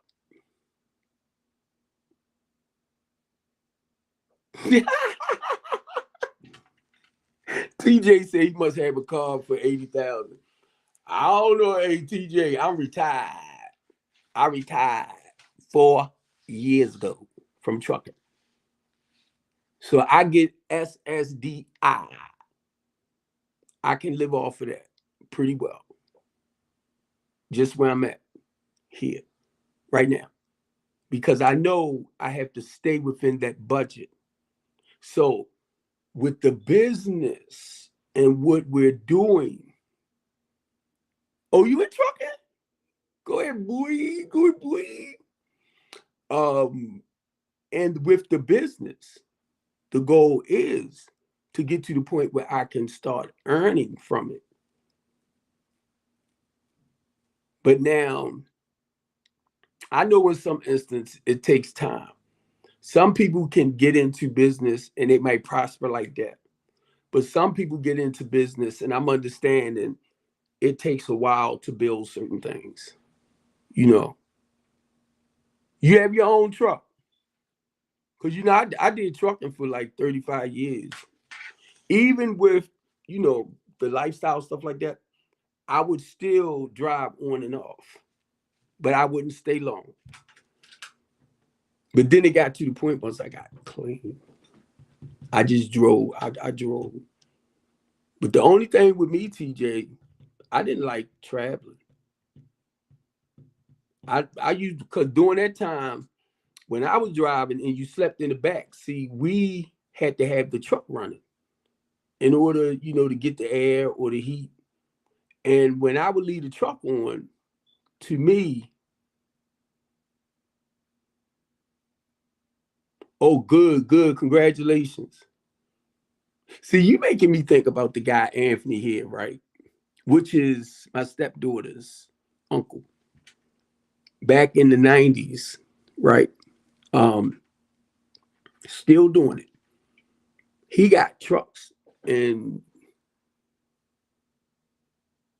I'm trying to think of how it goes. You know how basically you driving for him and y'all split everything down. So I'm trying to think of what it's called because I think you kind of mentioned it. And the company now, but did own an op for 5 years. And see, he pulled containers. His trucks pull containers. So he pays drivers pretty well. What is it? Yeah, because I was trying to get it, TJ, because when I first started, TJ, let me make sure I say it right. I think it was like 31 cents a mile. And even after like 20 years later, it was still 31 cents a mile. And then when I started driving by the mileage, I mean by the miles, because of my experience, I was getting 51 cents a mile. But now look at it. You got to go 2 miles to get $1. Then you got to go blah, blah, blah, blah. So if you get held up in traffic and that truck ain't moving, or if you go somewhere to make a delivery and then you got to sit there and your company might pay you after a certain amount of time, boy, I was like, hey. So I went back to LTL. So if I got stuck in traffic or I went to make a delivery and they wanted me to wait, I ain't stressed out because I was on the clock. And I made good money, bro. So you already know. You already know, TJ. My youngest son went to college. My 23-year-old went to college. My 35-year-old went to college. My 29-year-old, she went for a couple of years. My 25-year-old, she didn't go to college, but she's studying to get her license as a daycare provider.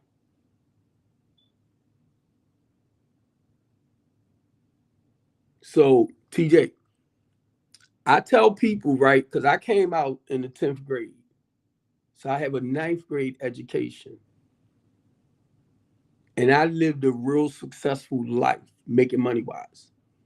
So that's why I try to help people understand that you can live a great life, successful life. You can. And I'll share this anywhere because some people that might have struggled, but they got over there, and it's like they tend to forget where they came from, and they start knocking the ones that's trying to move a little forward. I didn't realize that my thinking went from like that ghetto attitude to more like a conservative attitude. I didn't know that. I didn't realize that, you know. So, as you begin to mature or mature, I like saying mature, but when you begin to mature, certain things, it's like when you grow up, the stuff that you used to do as a kid, you don't do, as a child, you don't do no more as a man. And Steve, I'm gonna go back, bro. If you need to reach out to me, bro, let's talk. You know, um, because you do always encourage and motivate people about the let me turn this off because this only had 4% on it. Thank y'all, and I'm gonna